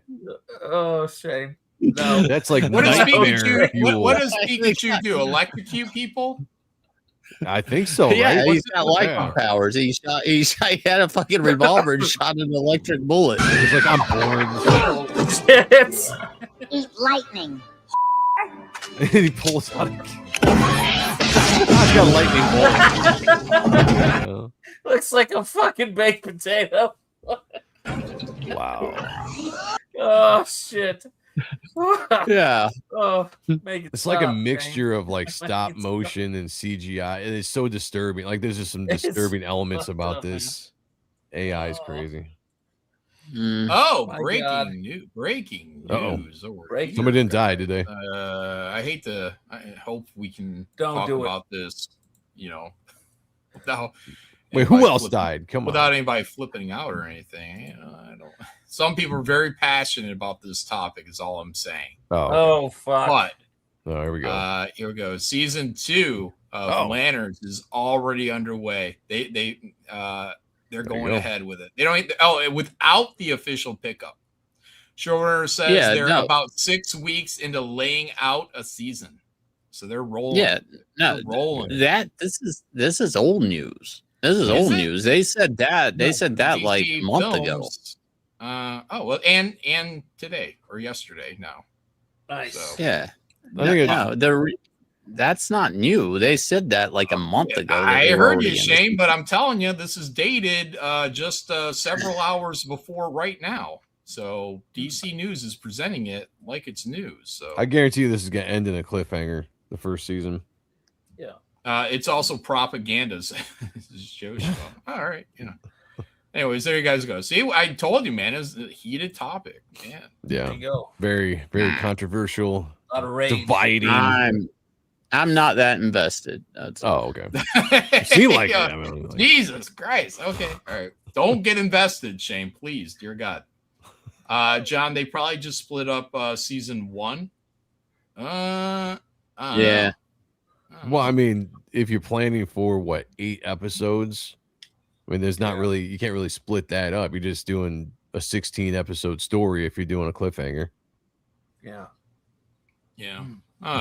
I would think that with 8 episodes, you know, you can make your story in there. But I don't fucking know. Maybe not. But thank you guys for being here, everybody on the panel, everybody out there in the chat, super chatters for hanging out for another episode of Hard Art, where you get, you get hear and see cool shit, bro. Yeah. You can go over there and back things over there on Back Me, bro. Yeah, big launch this weekend. Ethan's big launch this weekend. I think Ethan's still on for Sundays, so get over there. Easy checkout. Be ready for that. Elephant and you Cyberfrog #1 this weekend. That's going to be a huge campaign. And Joe, you have a stream you do on Friday. Is it Friday? Or Tomorrow Thursday? night, or actually tonight. It's Thursday now officially, but Thursday night, 10:30. The Grift is on with me, Sean Aaron, and Kayla Thornton. Talking, having some good time over there. Last show was really good. It's good banter, maybe some boob talk, maybe a lot of boob talk. So tune in 10:30. You guys go over there. Mods, be sure you're dropping links for these guys and their channels while we're doing these shows as well. And Sean, you have a stream. Yeah, I've got a stream. I'm going to be getting back to, now that I'm done with all the craziness, back to my Sunday streams, and then I'm going to be bringing back. I'm working on it right now with jump scares, a few special episodes with added jump scares of Pizza Live horror movie watch along. So that's going to be happening during the spooky season. I'm building those videos out right now. Beautiful. And I saw this clip of Quentin Tarantino recommending, or talking about some good old movies from the 70s, and he mentioned this one called Delirium.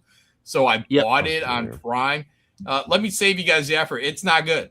I don't know why the hell he mentioned it whatsoever. Like, it's not there. There's nothing that clever. He made it sound like there was like a big twist, and I watched the whole He's in our damn heads. thing, and it's Yeah. Don't But let watch me tell you- Delirium. Yes. All right, guys. let me Thank tell you all you, very that's much. pretty good. Appreciate you. Have a great weekend. And Friday Ballers. Go check that out. Yep, Is that on your channel, Shane? Mandy's this Friday. Mandy Summers, guys. All right, have a great one, and bye. Put your hands up in the air.